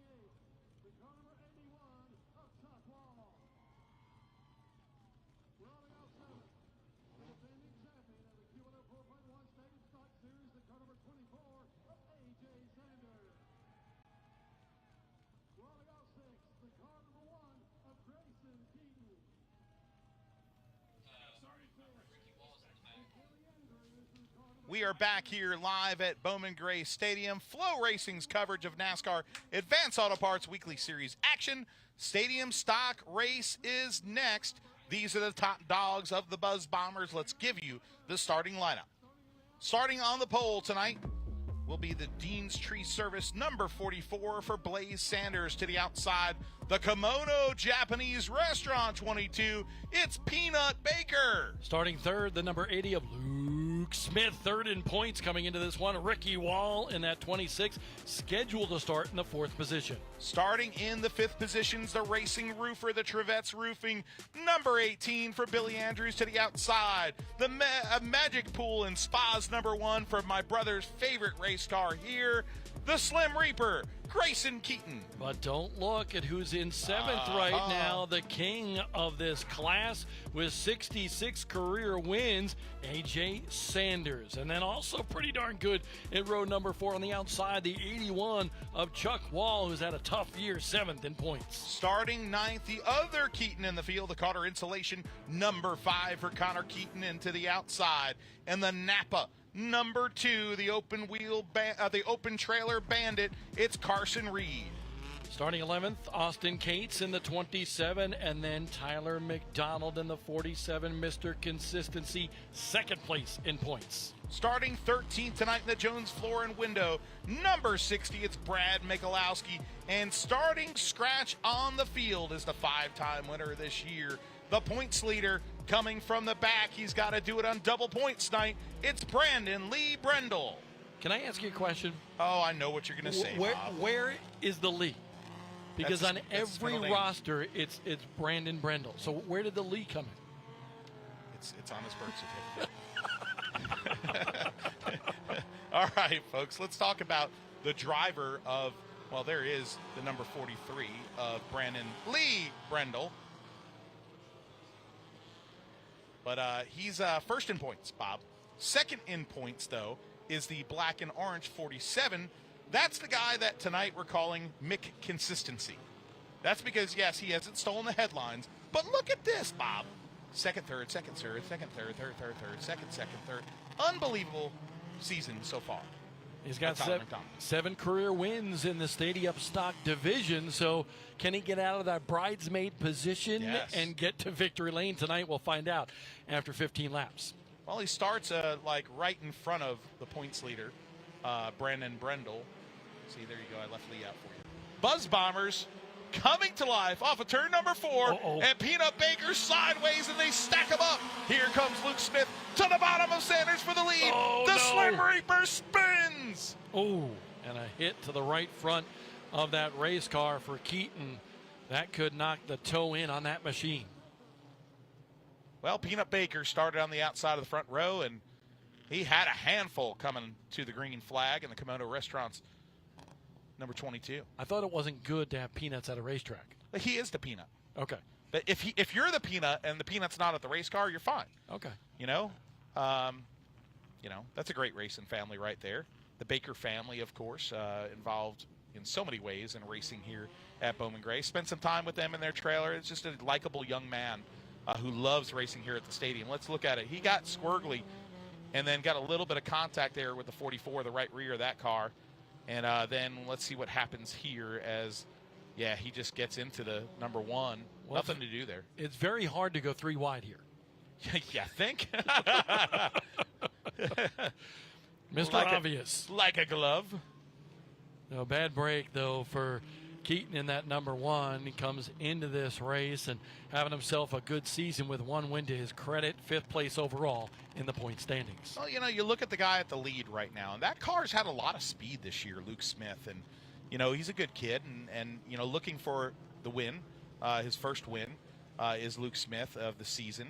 And right behind him, Billy Andrews has gotten it done this year. The racing roofer. He's been up in your part, I think, Bob. He's been up in the mountains every day working on roofs, repairing homes. I've been following along on his social media, and he's always posting videos from the roof. And I always like it. Our dad was a roofer, fixed gutters, repaired gutters, cleaned gutters, did roofing repair. So Billy Andrews, the racing roofer, in second. Still a lot of people, especially outside of town, or many of the towns, still a lot of people still reeling from the effects of Hurricane Helene. So I'm up there. I see it often when I go outside of town. But, if you look at, getting back up there, I'm looking at right now as we look at this as A.J. Sanders sitting in a very good spot right now, already in 4th. So A.J. Sanders trying to pick up his 4th victory of the season. That 24 car is synonymous with speed and success here at Bowman Gray. Yeah, the Grand Master of the stadium stocks here, sitting in 4th. That's a pretty good position for him. But Luke Smith, that lead car, man, this is a big opportunity for him. Has not gotten that win this year, but that car has been a top 5 car all year long and just has not had the finishes to prove it. So let's see what Luke Smith can do here on this restart. 1 lap on the board. It's been a few years since Luke Smith went to victory lane here back in 2021, and now he comes back to the green to lead this field. A.J. Sanders already in 3rd. Sanders slips by his son there, Chuck Wall, now on the outside of Blaze Sanders, trying to get by. Here comes the Carter Insulation car. Oh, Keaton, and there Sanders gets into Chuck Wall. Now, trouble for Keaton as well. Yeah, Connor Keaton with a whole heap load of trouble there as he went to the inside.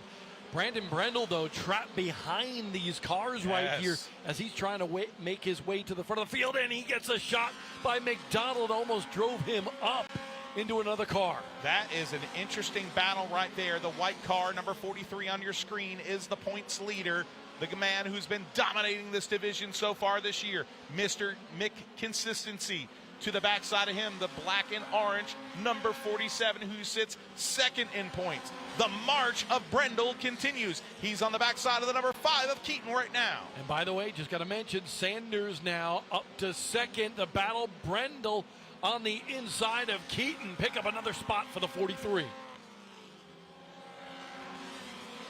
That car just got a whole heap load of steam underneath the hood of Brandon Brendel's car.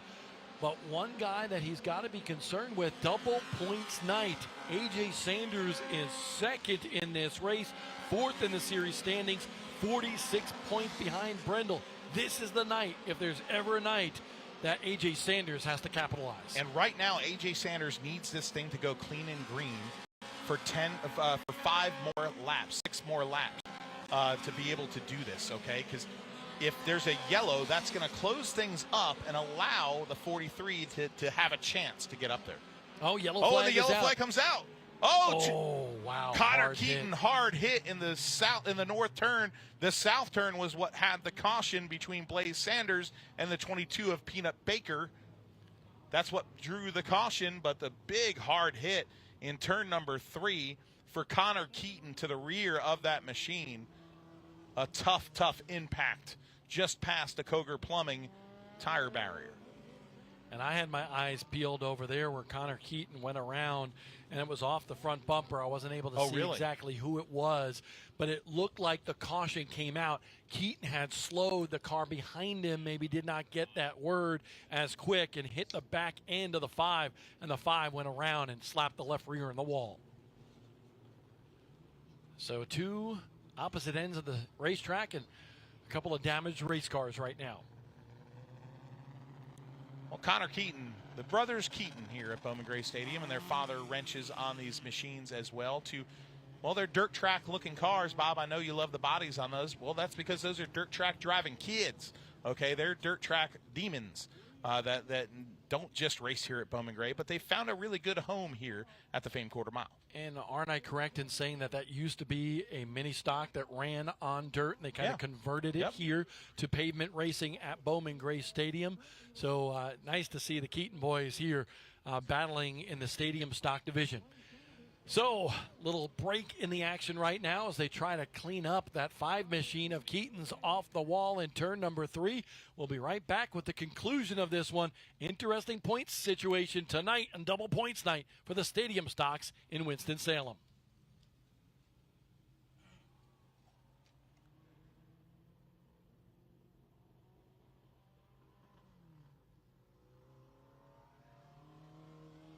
Oh, it is?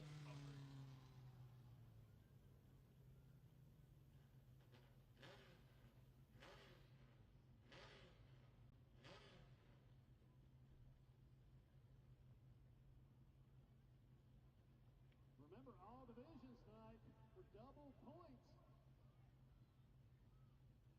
Points are getting more critical as we get into the latter stages of the season. After tonight, just 6 weeks of racing remain here at the Madhouse.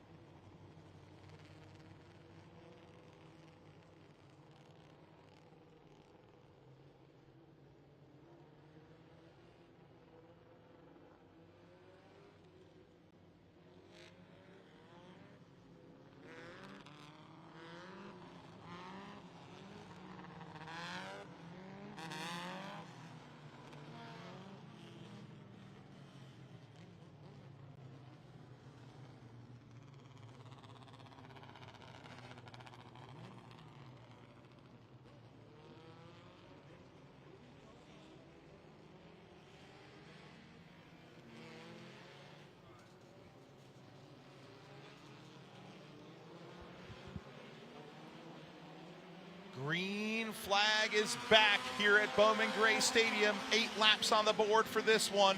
The stadium stockers, Brandon Lee Brendel, going for the 4th position underneath Billy Andrews' number 18 machine. Give him the P4 spot. Here comes Tyler McDonald trying to fill the hole. He doesn't.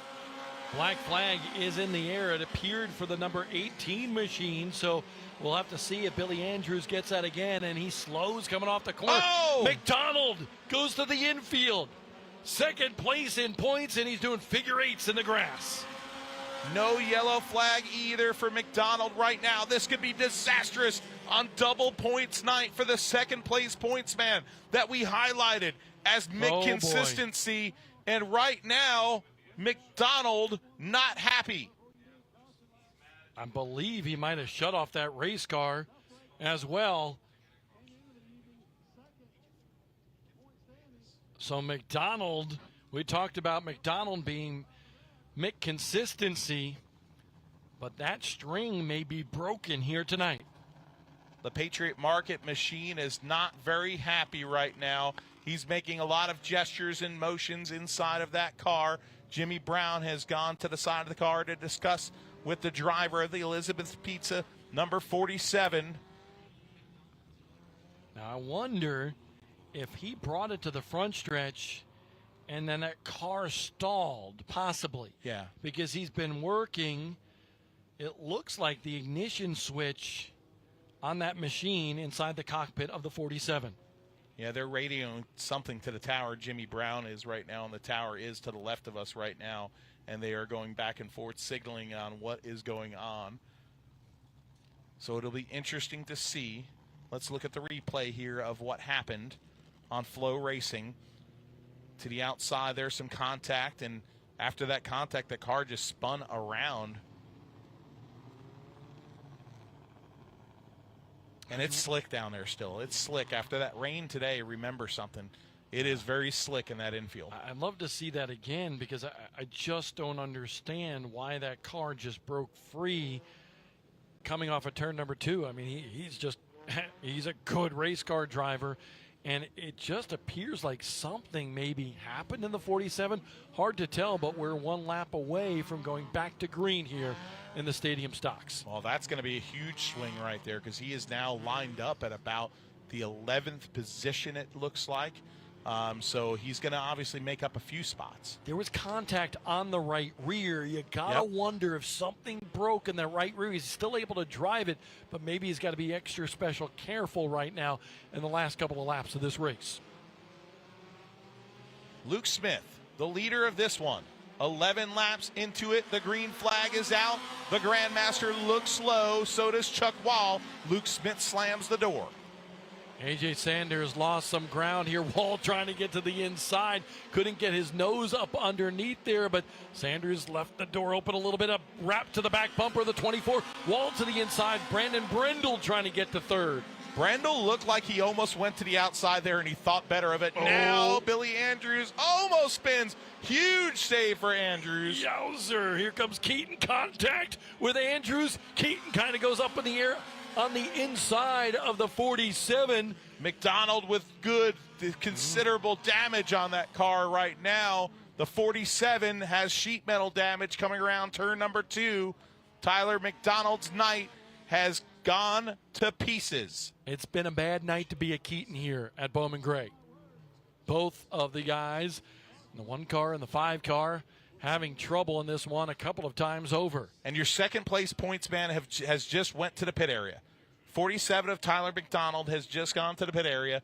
Another huge swing, Bob, on double points night in the stadium stock division. It's McDonald suffering the most. Yeah, in some ways, this championship could be all going in Brandon Brendel's favor right now. He led by 14 over Tyler McDonald coming into this, and here's the replay of what happened. Keaton, by the way, it looked like a bold maneuver, but Andrews was all over the place after almost spinning, and it just was a crazy situation going down the backstretch into turn number 3. Well, that quick stack up has a Peanut Baker's car in shells over in the north turn, and we're going to take a quick break and clean some things up here, and we'll come back with the remaining 2 laps of this one.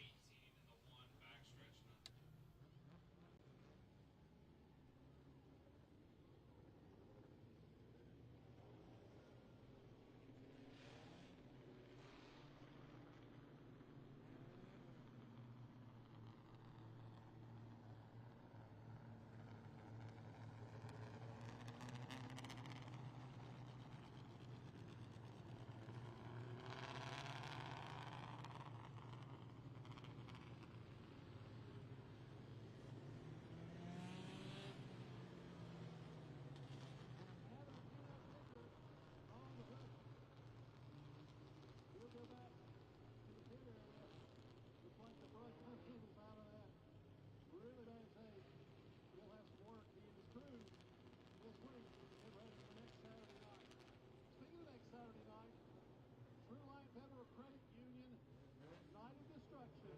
Racing in all four divisions. Monster truck, car truck. Luke Smith, the leader of the Buzz Bomber, the Q104.1 Stadium Stock Division race here at Bowman Gray Stadium. We are back live on Flow Racing. I'm Matthew Dillner, joined by my brother Bob Dillner here for this great night of racing, night 1122 at the Madhouse. Not only is this a tough night for McDonald in that 47 in terms of the points equation, but again, we'll mention it's double points night, so it's going to hurt even more if Brandon Brendel finishes in that 4th spot where he runs right now, and McDonald is outside the top 10. The championship, anything can happen. But the championship, you can almost hand it to Brendel at that point. Remember, folks, if you're watching this live on Flow Racing, make sure you come out here to Winston-Salem, North Carolina. So many great things to do, whether it's going to Old Salem Village or going to some of the great dining options here in downtown Winston, or Pulliam's like we talked about, the great racing history hot dog joint, or Kermit's down the road. There's so many great places that you can go to here and bring your family to Winston-Salem. But most of all, come here and get a $12 ticket for admission. Kids' tickets there are available too, and some of them are free, obviously. You can get your tickets to the Madhouse on the Ticket Haas app, so you can skip the lines when you have a night where there's 16,000 people. That's valuable, and you could go right to the gate and scan in. So this is a great place that is steeped in so much history, but has advanced forward in that regard as well. Lights are out on the pace car, Bob. We're going back green flag racing, and it's a green-white checker finish to decide this one, to see if Luke Smith can hold off the best of them all. A.J. Sanders, we're back to green, and as we have that, we have another Keaton mishap, unfortunately, in turns 3 and 4, and that'll bring back the caution. Yeah, that was Billy Andrews just went after Keaton in the 1 on the front stretch right in front of the flag stand. Ooh, Billy Andrews. We've seen Billy Andrews and the Keatons get together in that famed moment at the end of the season last year in the football field, in the grass, going after each other, kicking their cars and fighting. And now it is overflowed into the 2025 season between the Keatons and Billy Andrews. Oh, where's the 5 going? That's what I'm wondering here. It's Andrews versus the Keaton boys. Well, where's the 5 going? Wants a spot back, maybe? I believe so, and Billy Andrews is a big guy. Well, Billy Andrews has got big-time damage on the front end of that car after hitting the 1 of Keaton. He can't use that bumper anymore, I'll tell you that. Well, he might just want to knock it clean, right? Well, yeah, he just making some more contact there. He was. So, let's take a look at what shook down here. And you watch the 5 car just get turned. Andrew Cates just gets into him. Yeah, and then... Oh, you saw the 1 and the 18 make huge contact. We actually had it on the front stretch as well, and they got into it again. So Andrews not happy with the 1. Let's take a look real quick before we go back to green. Here it is. Watch Andrews in the 18, and he just goes kaboom! Doink! Well, green-white checker, part 2. Here we go. Luke Smith, A.J. Sanders, Chuck Wall. Who's it going to be? And Andrews! And, Grayson Keaton get together again. No Carnage way. in the north turn. Carnage in the north turn. Fans have their hands on their heads. This is getting wild. So I did not see that because I was watching the start of this race. Did somebody go after somebody again? I believe so. And guess what? The time limit is up. The winner by time will be Luke Smith.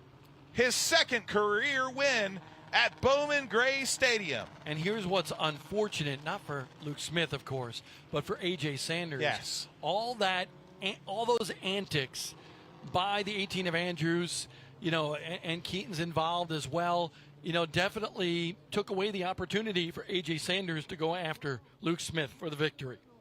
Yeah, you hate that. You hate that for the race fans, too, not being able to see a finish here on the last race of the night. Let's take a look here at the replay of the restart.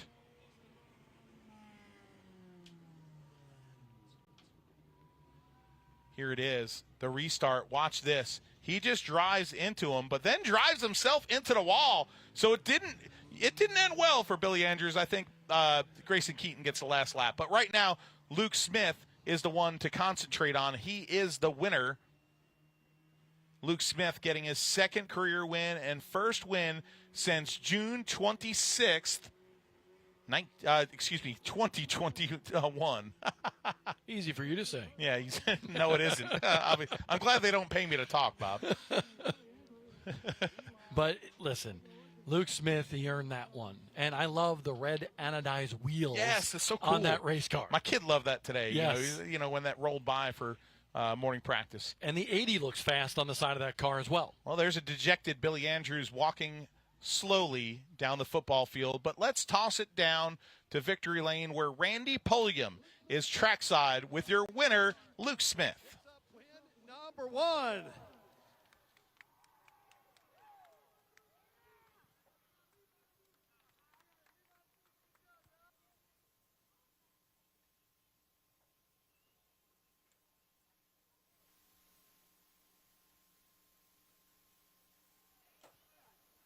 As Luke climbs out of the cockpit, let him hear it. Luke Smith. Luke, let's head around to the other side of your car so our friends with Flow Racing across the country can see you. Luke, win number 1. Congratulations. Got to feel great. Heck yeah, it does, man. It's been way too long since I won here. Finally got the monkey off our back. Hey, how you doing? I got a lot of people to thank, man. First of all, my dad and my uncle, they work their butts off every single week for me to come over here and do this. So I got to appreciate them a lot, and it's all good thanks to them. I got to thank my crew, Scooter, Carly, my girlfriend, Mike, Bryce, and especially John Cook right here. That's the reason this race car won tonight.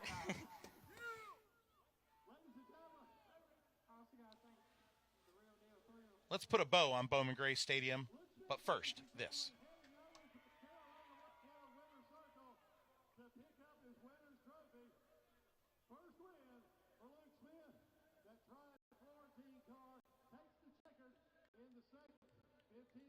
For the Q104.1 Stadium Stock Series. Race fans, that concludes our program for tonight. We are so thankful that you were here with us tonight. The very best fans in weekly racing, hands down. We love you. Thank you for being with us. Remember to join us next Saturday night, a big program. The True Light Federal Credit Union Night of Destruction. Monster Truck, Car Crushing, Demolition Derby, pair of 25-lappers, Nebraska Golf Car Modified, Twin 20s, losses of John Barrow Sportsman Series, 20 laps for the QRC HVAC and Refrigeration Street Stock Series. These very same Q104.1 Stadium Stock Racers will be in action as well, all next Saturday night for the True Light Federal Credit Union Night of Destruction. We hope you'll be here. For my announce partner, Chris Carter, thank you so much. My name is Randy Pulliam. Drive home safely tonight. And ladies and gentlemen, try to do something nice for someone without getting caught. Good night, race fans, and may God bless.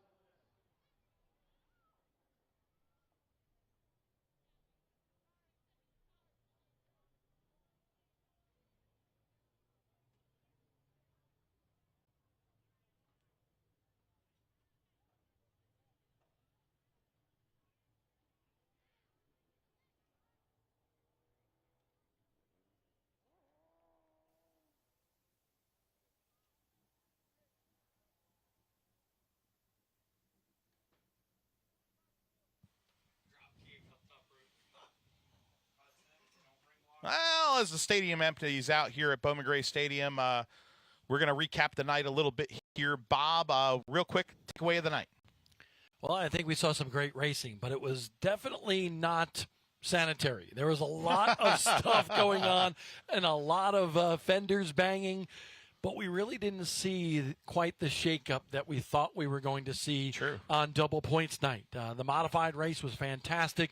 The top three finished in the top three.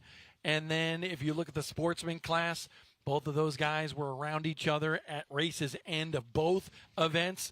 And even over here, Brandon Brendel, it looked like he might get trapped for a while, maybe not even finish in the top 10.